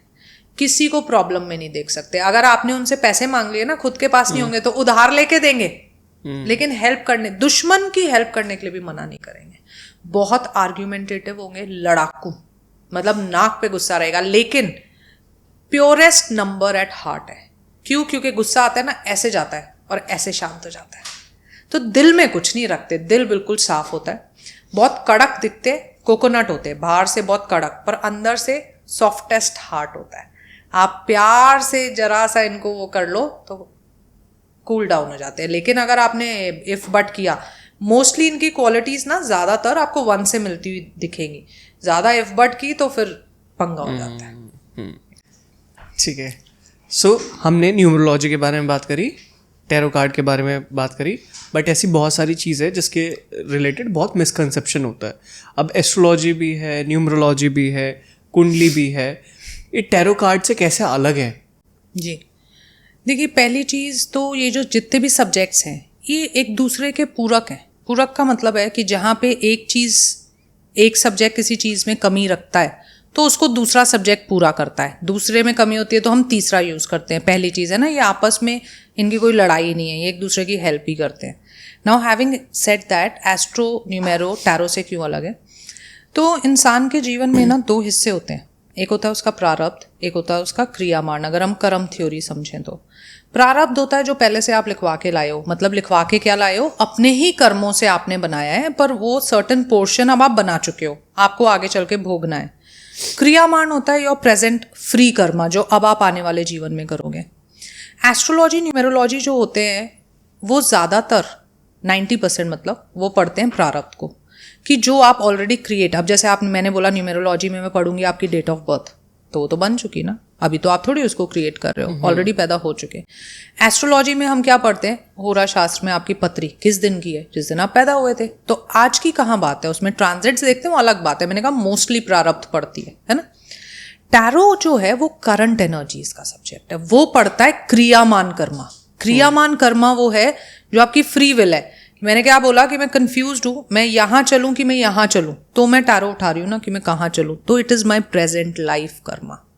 So that is why tarot is totally different from these, and that is why tarot is more popular today than these subjects. Why? Because people have understood कि प्रारब्ध को चलो पढ़ तो लें, अच्छी बात है, पढ़ना चाहिए भी, चेंज तो नहीं हो सकता, है ना। तो हमारे यहाँ तो माइथोलॉजी में देखो कितने एग्जाम्पल है कि ईश्वर ने खुद भी जब जन्म लिया, हाँ, विष्णु जी राम जी के रूप में आए या कृष्ण जी के, तो वो उनका भी प्रारब्ध था, उन्होंने भी उसको भुगता। उससे लड़ाई तो नहीं करी या उसको चुटकी बना के चेंज तो नहीं कर दिया कि मैं तो ईश्वर हूँ, मैं क्यों भुगतूंगा। तो फिर हम इंसान हो के उसको कैसे बदल लेंगे? तो उसको पढ़िए, पढ़ने के लिए पढ़िए, जानिए, पर उससे लड़िए मत। जो आप चेंज कर सकते हो वो क्रियामान है, उस पर फोकस करिए। तो लोग इस बात को अब समझ चुके हैं, तभी टैरो आज सबसे ज़्यादा पढ़ा जो लोग पढ़ते हैं, सबसे ज़्यादा टैरो है वो सब्जेक्ट। आपने एक चीज़ बोली थी कि आप ऑरा पहचान लेते हो ना? ऑरा पहचान सकते हैं, हाँ। ठीक है, आपको मेरा ऑरा कैसा लग रहा है? देखिए, फर्स्टली ऐसा नहीं होता कि हम ऐसे ही जनरली हम किसी को देखते हैं और वो चीज़ें वो सिद्धियाँ वाले लोग करते होंगे, हम नहीं करते हैं। ठीक है। हाँ, लेकिन हम रेकी हीलिंग करती हूँ और उसमें हम देख सकते हैं, उसमें हमें थोड़ा ध्यान लगाना पड़ता है। हम आपके फोरहेड पे, ये कोई भी रेकी हीलर कर सकता है, स्पेशल मेरे में कोई पावर नहीं है, सब रेकी हीलर्स में होती है।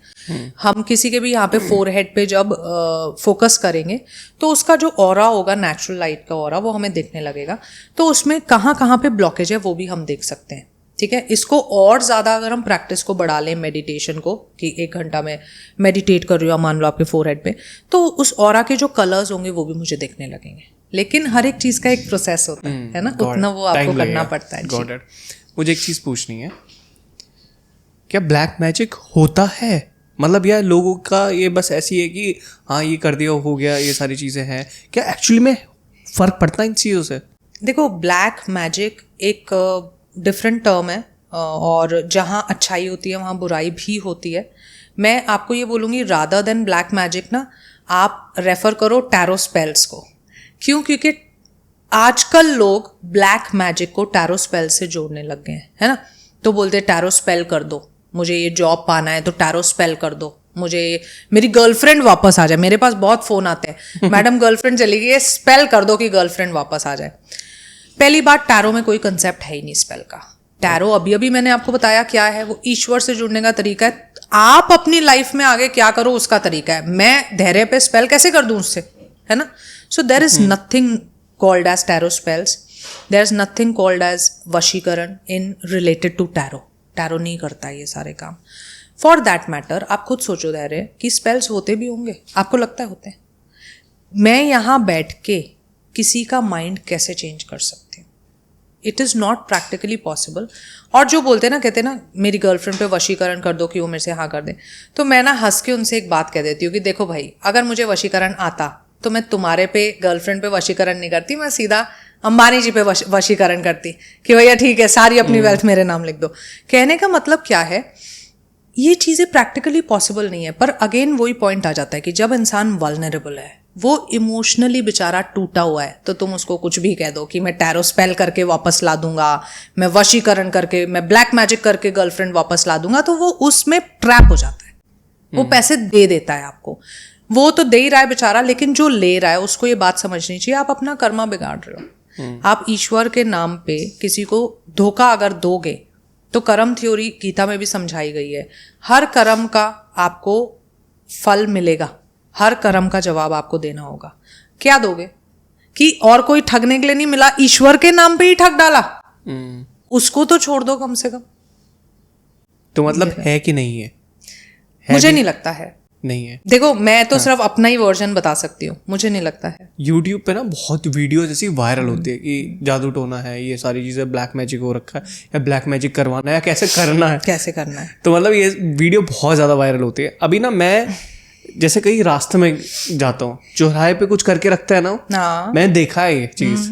बहुत सारे एस्ट्रोलॉजर्स बताते हैं ना वो ताला चाबी वाली रेमेडी, बड़ी अच्छी लगती है वो मुझे। एक ताला लो, एक चाबी लगाओ, अंधेरे में चुपचाप जाके उसको चौराहे पे रख दो। आप लिखना, यूट्यूब पे लिखना ताला चाबी रेमेडी, कम से कम 1000 लोग आ जाएंगे वो बताते हुए। आप चौराहे पे रख दो, पीछे मुड़ के नहीं देखना है, और चुपचाप से अपने घर आ जाना है। सुबह जब कोई उस ताले में से वो चाबी खोलेगा तो तुम्हारी किस्मत खुल जाएगी। अब मुझे नहीं समझ आता पहली बात कि ताले को कैसे पता लगेगा मैंने पीछे मुड़ के देखा है कि नहीं, कि वो तभी मेरी किस्मत खोलेगा कि जब मैंने पीछे मुड़ के नहीं देखा होगा। दूसरी बात, जो एक इंसान इस पे बिलीव कर रहा है वो किस्मत खुलवा के भी क्या कर लेगा?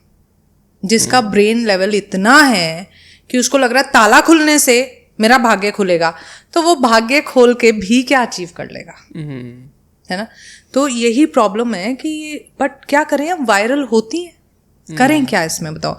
जो लॉजिकल बात करता है वो इतना वायरल नहीं होता। यही तभी तो ये फील्ड और ज्यादा करप्ट होती जा रही है, और ज्यादा करप्ट होती। कर कौन रहा है? खुद शास्त्र थोड़ी ना खुद को करप्ट कर रहा है, करने वाले तो हम ही लोग हैं ना, हम में से ही हैं। तो जब हम बोलना सही ठीक करेंगे तो चीजें भी ठीक हो जाएंगी। खुशबू, एक ना चीज मैंने सुनी थी, मतलब यूट्यूब पे भी देखी थी, जब कोई मर जाता है तो उसकी स्पिरिट आती है एक बारी, है ना। और जैसे आपसे मैं बात कर रहा था और आपने मुझे बताया कि जब आपके फादर एक्सपायर हुए थे तो आप भी चाहते थे कि अपने फादर के स्पिरिट से बात करना, बट वो कुछ बताना चाहोगे, कुछ एक्सपीरियंस या कुछ भी सारी चीज़ें? हाँ जी, बिल्कुल बता देंगे। देखो मेरे फादर बहुत बड़ा कारण है मेरा इस फील्ड में आने के, टीचर बनने के। प्रिडिक्शंस तो मैं पहले से करती थी, पढ़ा मैंने था। टीचर बनने के पीछे वो बहुत बड़ा कारण है, और मेरी जीवन में हर एक चीज़ के पीछे वो कारण है। He was my best friend, he was my mentor, and he was the one who always made me believe that I can do it, है ना। तो वो मुझे बचपन से उन्होंने वैसे पाला है। तो जब वो गुजरे तो मुझे ऐसा धक्का लगा जिसको मतलब मैं संभाल नहीं पाई। मैं काफ़ी डिप्रेस्ड हो गई, बहुत ज़्यादा उदास हो गई। और फिर वही बात कि वल्नरेबल हो गए, तो अब तो ये जो लोग हैं स्पिरिट से बातें करा देंगे और ये करा देंगे, वो हावी हो गए। हम भी जाने लगे उन पे कि हाँ किसी तरह पापा की आत्मा से बात करा दो, और किसी ने बोला कि हम इससे करा देंगे, उससे करा कोई भी नहीं पाया। Nobody could do it। एक ने क्या बोला कि आपके फादर ने ना मुझे ये मैसेज दिया है आपके लिए। तो मैंने बोला आपने मुझे कहा था बात करा दोगे, आपने ये नहीं बोला था आप ट्रांसलेट करके दे दोगे, मैं कैसे यकीन करूंगी कि उन्होंने। और फिर अगर आपकी उनसे बात हो रही है तो आप मेरे को उनसे एक ये क्वेश्चन पूछ के बता दो, मतलब which could I could tally ना, कि भाई ये मेरे फादर से बात करा टैली, क्योंकि उस समय पे इतना ब्रेन लॉस हो चुका था भाई, बिल्कुल होपलेस है ना। तो नहीं वो तो नहीं पता लग सकता। मैं कहा वो क्यों नहीं पता लग सकता, जब वो तुमसे बात कर ही रहे हैं तो पूछ के बता दो। मतलब कहने का मतलब इट वॉज ऑल सब गोलमाल था, कुछ होता नहीं है। उस समय पे मुझे ये बात समझ में आ गई कि जब वल्नरेबल इंसान होता है, जब वो इमोशनली टूटा हुआ होता है, तो उसका फ़ायदा उठाया जा सकता है। And then it became my mission to teach, क्योंकि मुझे लगता था अगर मैं कंसल्टेशंस ही देती रह जाऊंगी तो मैं कितने लोगों को केटर करूंगी, लेकिन अगर मैं पढ़ाने लगूंगी तो मैं फिर मैक्सिमम लोगों को पढ़ा सकती हूँ। तो आज भी मेरा मिशन यही रहता है कि मैं मैक्सिमम लोगों को पढ़ा पाऊँ, इसलिए मैं रिकॉर्डेड कोर्सेज भी देती हूँ, मैं लाइव भी पढ़ाती हूँ, मैं वेबिनार्स भी करती हूँ, मैं यूट्यूब पे भी अपने वीडियोस डालती हूँ। मैक्सिमम लोगों को मैं ये बात पहुँचा सकूँ कि ज्योतिष एक बहुत ही अच्छा सब्जेक्ट है, numerology is wonderful, tarot is awesome, but use it for what it is made. Don't fall for these stupid things that can never be true. Khushboo, पता है मुझे आपकी एक चीज़ बहुत अच्छी लगी कि आप ना एकदम डायरेक्ट हो, जो भी चीज़ बोल रही हो डायरेक्ट बोल रही हो। बहुत सारे एस्ट्रोलॉजर के साथ और न्यूमरोलॉजर के साथ हमने पॉडकास्ट किया है, वो क्या करते हो चीज़ें में लोगों को डराते हैं और डरा के कुछ चीज़ें करवाते हैं इससे और पैसा बने। फिर उसके बाद वो नेक्स्ट चीज़ बताएंगे, थर्ड चीज़ बताएंगे, दूसरे फनल ये करना है, ये करना है, ये करना है, ये करना है, एंड लूप क्रिएट हो जाता है वो। और वो थोड़ी ऐसी चीज़ के ऊपर बात करते हैं जो जेनरिक होती है। अगर आप एक नॉर्मल बात करो तो 98 लोगों की लाइफ में हो रही होगी ऑब्वियसली, तो उसी चीज़ का एक तरीके से फ़ायदा उठाता है। बट एक चीज़ मुझे बहुत अच्छी लगी कि आप बहुत डायरेक्ट हो। आपने कोई अंधविश्वास के बारे में बात नहीं करी, जादू टोना के बारे में बात नहीं करी, आपने वो मिथ सारे ब्रेक करे।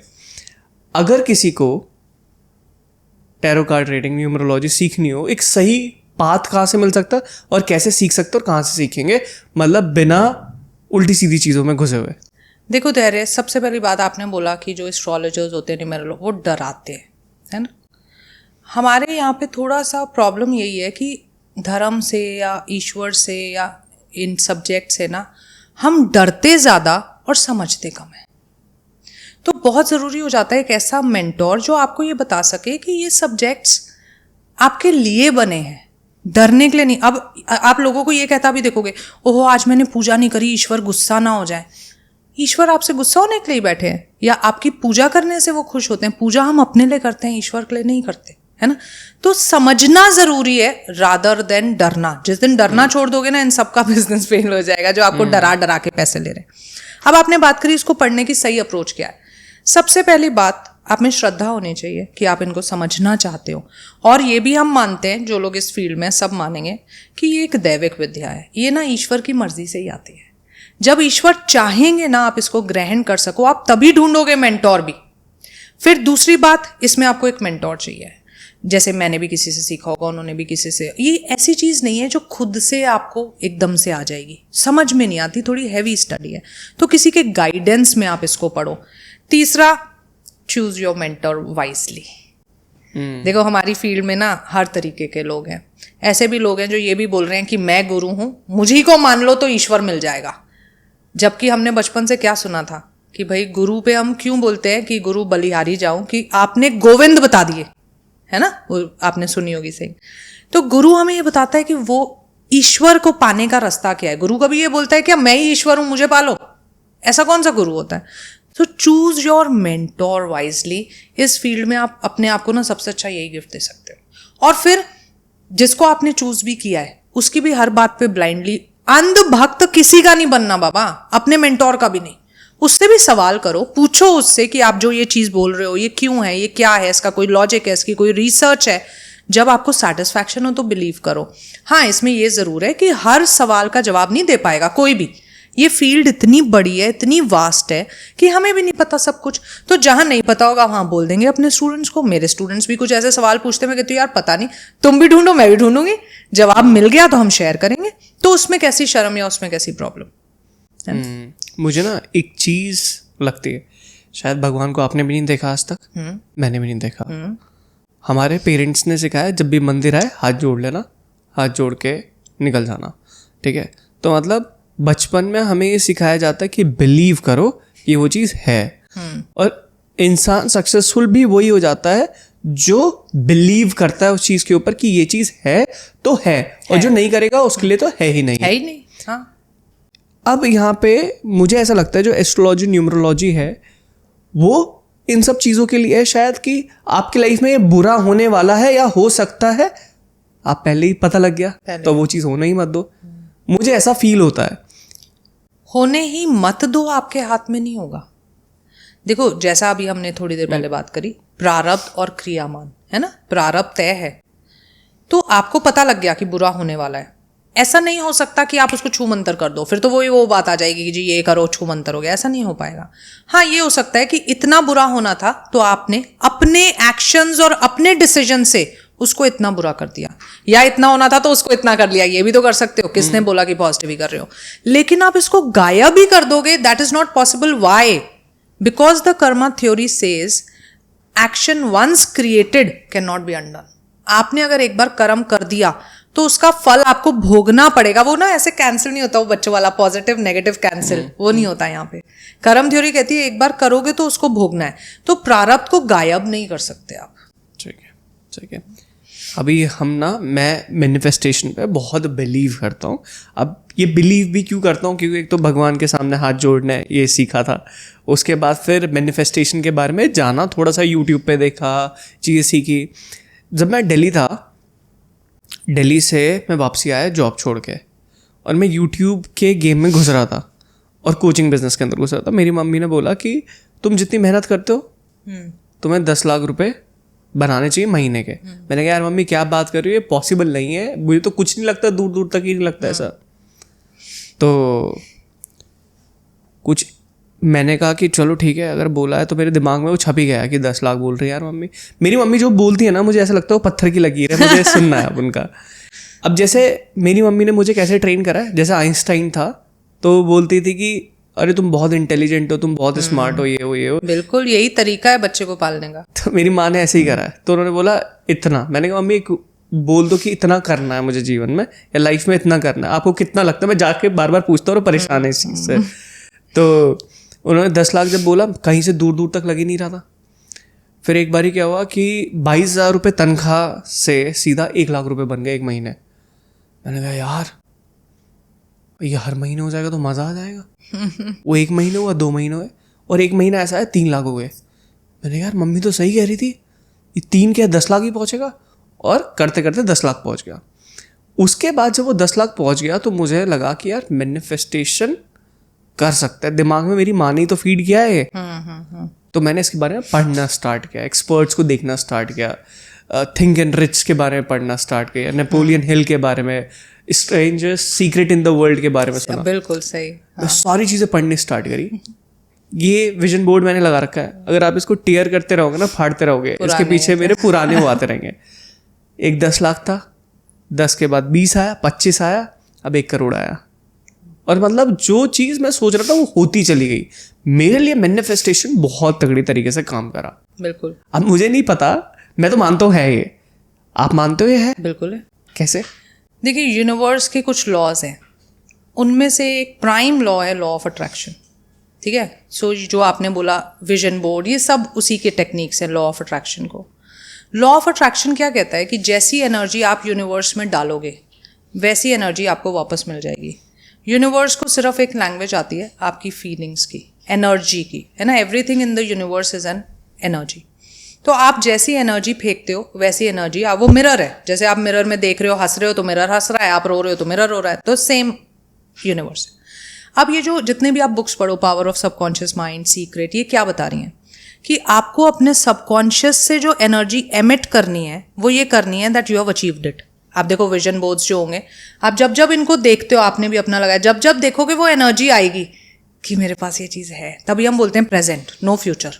मेरे पास ये चीज़ है, मेरे पास ये चीज़ है, तो वो एनर्जी आप एमिट कर रहे हो और इसीलिए वो एनर्जी यूनिवर्स आपको वापस दे रहा है।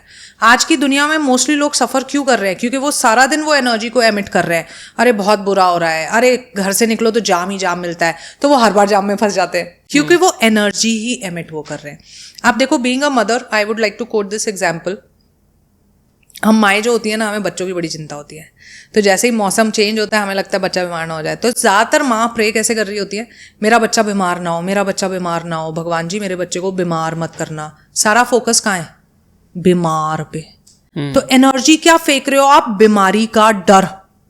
तो वो कह देता है तथास्तु यूनिवर्स, बचा बीमार। कहने का मतलब क्या है कि जब आप पॉजिटिव चीज़ों पे फोकस करोगे तो चीज़ें पॉजिटिव होंगी। तो ये विजन बोर्ड हो गया, लॉ ऑफ अट्रैक्शन को आप दूसरे तरीकों से भी यूज़ कर सकते हो। जितने भी तरीके हैं ये सब वही कर रहे हैं कि आपकी एनर्जी को पॉजिटिव कर रहे हैं, कि आप एमिट करो उस एनर्जी को, ताकि यूनिवर्स उसको रिफ्लेक्ट बैक करे। तो आपके जो सिचुएशंस हैं they are just mirror reflections of your own energy. So if they are not working out, find the fault here. If you correct it here, everything will be sorted here. Manifestation के लिए दो चीज़ बहुत important है, conscious और subconscious mind. थोड़ा सा इसके बारे में आप बताओगे कि कैसे चीज़ें काम करती है कॉन्शियस में और सबकॉन्शियस में? जी। और सबकॉन्शियस को खोलना बड़ा मुश्किल काम है और वो जल्दी से कैसे खोल सकते हैं, वहाँ तक कैसे पहुँच सकते हैं? मतलब ऐसी क्या प्रैक्टिस करें कि सबकॉन्शियस माइंड में जाके हम एकदम फीड कर दें वो चीज़? देखो, सबकॉन्शियस माइंड जो होता है ना, जैसे सबसे पहले इस बात को समझो कि जैसे हम माइथोलॉजिकली कहते हैं कि आत्मा जो है परमात्मा का हिस्सा है ना। इसको अगर आप अब माइंड वाली लैंग्वेज में ले आओगे तो सबकॉन्शियस माइंड जो है वो यूनिवर्सल माइंड का ही हिस्सा है, ठीक। अब सब जैसे यूनिवर्स एनर्जी को समझता है, सिमिलरली सबकॉन्शियस भी सिर्फ और सिर्फ एनर्जी को समझता है, ना पास्ट को, ना प्रेजेंट को, ना फ्यूचर को। मतलब प्रेजेंट को समझता है, ना फ्यूचर को, ना पास्ट को। अब सबकॉन्शियस में कोई भी अगर आपको मैसेज डालना है तो आपको फील करना है उसको। जितना ज़्यादा आप फील करोगे उतना ज़्यादा आपका सबकॉन्शियस उसको एक्सेप्ट करेगा। जैसे अभी आपका कोई भी विजन है फॉर दैट मैटर, इसमें अब आप इस विजन को सोचो और आपको कुछ भी फीलिंग ना हो तो ये जीवन भर भी लगा रहेगा ना, मिलेगी नहीं चीज़। समझ रहे हो? तो सबकॉन्शियस को एक्टिवेट करने के लिए हमें उसको फील करना पड़ता है। तो पहली बात उसको फीडिंग देनी है, दूसरी बात कॉन्शियस को यूज करके काम करना है। आजकल लोगों को मैसेज क्या जा रहा है कि सुबह 369 मैनिफेस्टेशन टेक्निक आपने भी सुनी होगी, टेस्ला की, है ना। तो अब लोगों को मैसेज क्या जा रहा है कि 3 बार सुबह लिखो, 6 बार दिन में लिखो, 9 बार रात को लिखो, सो जाओ, हो जाएगी चीज। ये नहीं है लॉ ऑफ अट्रैक्शन मैनिफेस्टेशन। ये है कि 3 बार जब मैंने सुबह लिखा तो क्या हुआ, मेरा माइंड सेट हो गया उस फ्रीक्वेंसी पे, यार इसको अचीव करना है, काम करो इसके लिए। 6 बार जैसे ही इधर उधर दिमाग होने लगा, खुद को रिमाइंड करा दिया कि मुझे इस पे काम करना है। एनर्जी उस चीज की ही रहेगी आपके अंदर। और रात को जब 9 बार लिखा तो खुद को रिमाइंड कर दिया कि I am working on this goal. तो आपकी जो सारी की सारी एनर्जी है वो सिर्फ उस गोल पे काम कर रही है। ये होता है लॉ ऑफ अट्रैक्शन। फिर कॉन्शियस यूज करके प्लान करो उसको करने के लिए, मेहनत कैसे करनी है उसको पाने के लिए। बिना कर्म किए कुछ भी मैनिफेस्ट नहीं होगा, है ना। तो ये पॉइंट पूरा समझाना चाहिए। वो वीडियोस ना आधा पॉइंट समझा देती हैं बस, तो थोड़े हम मिसगाइड हो जाते हैं। करेक्ट। एक और चीज है, फास्टेस्ट वे क्या है चीज़ों को मैनिफेस्ट करने का? क्योंकि टेक्निक बहुत सारी है, 369 हो गया, विजन बोर्ड हो गया, XYZ बहुत सारी टेक्निक है, लेकिन फास्टेस्ट वे क्या है?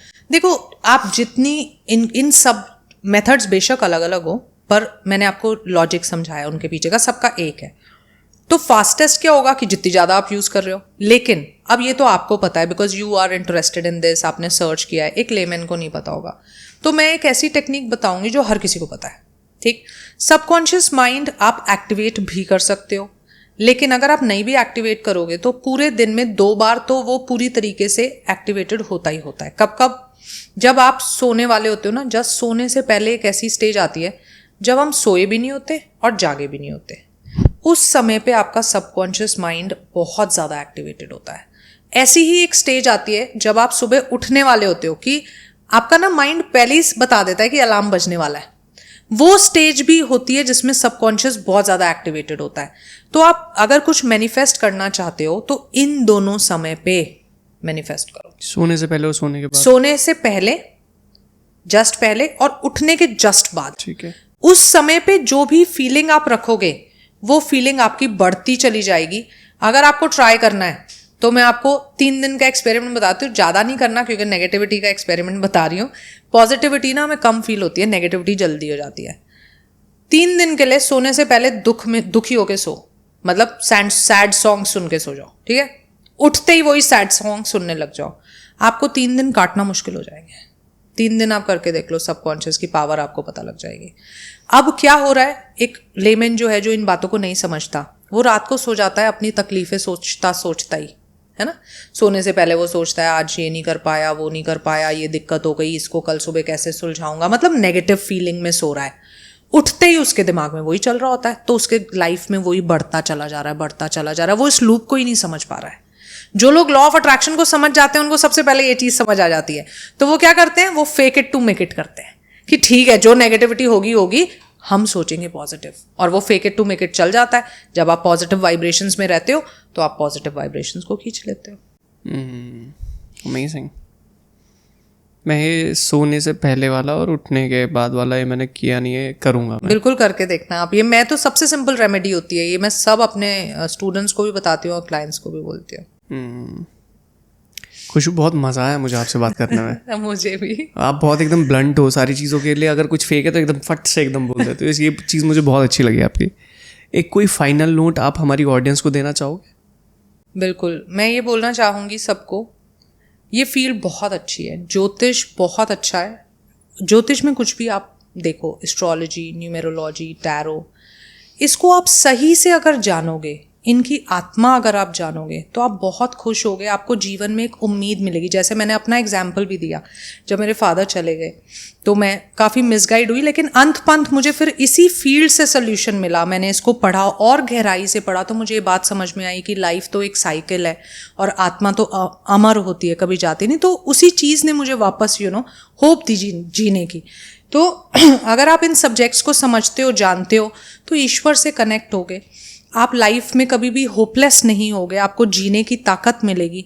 फिर ऐसी भी टेक्निक्स हैं इसमें, जैसे आपने भी किया, लॉ ऑफ अट्रैक्शन है, आप मैनिफेस्टेशन भी कर सकते हो। लेकिन ऐसी चीज़ें करना छोड़ दो जिनमें कोई लॉजिक नहीं है, जो बेसलेस है। ऐसे शॉर्टकट्स ढूंढना छोड़ दो कि जो होता है ना कि नहीं मुझे ऐसी रेमेडी दे दो कि जीवन रातों रात बदल जाए। नहीं बदल सकता, ना किसी का बदला है, ना आपका बदलेगा। इन चीज़ों से ऊपर उठने का समय आ चुका है। जितनी जल्दी समझ जाओगे उतना जल्दी खुश रहोगे। Thank you so much Khushboo. You most welcome. मुझे बहुत मज़ा आया और बहुत अच्छा लगा आप आई। Thank you so much. मुझे भी बहुत ही अच्छा लगा। मैं जनरली जाती नहीं हूँ ऐसे, क्योंकि मुझे लगता है कि मैं कुछ ऐसा ना बोल दूं जो ऑफेंड कर दे किसी को। लेकिन जब मैंने आपके वीडियोस देखे आपके यूट्यूब पे, तो मुझे लगा कि आप एक बहुत सच्चे मन से सवाल करते हो, आप में एक इंक्विजिटिवनेस होती है, आप जानना चाहते हो। तो इसीलिए मैंने डिसाइड किया था कि हाँ, मैं आपके साथ ज़रूर शो करूँगी। Thank you so much. Thank you ji, thank you so much. I hope आपको हमारे पॉडकास्ट पसंद आ रहे होंगे, आपको हमारे पॉडकास्ट अच्छे लग रहे होंगे। आप नेक्स्ट गेस्ट कौन सा चाहते हो नीचे कमेंट करके ज़रूर बताना। एंड साइड में आपको ये 2 पॉडकास्ट दिख रहे हैं, पहले इन दोनों पॉडकास्ट को देखो जाके, ये बहुत ही वैल्यूएबल है। एंड उसके बाद डिसाइड करना whether you wanted to subscribe my YouTube channel और नॉट। तो मिलता हूँ आपसे इन दोनों पॉडकास्ट में।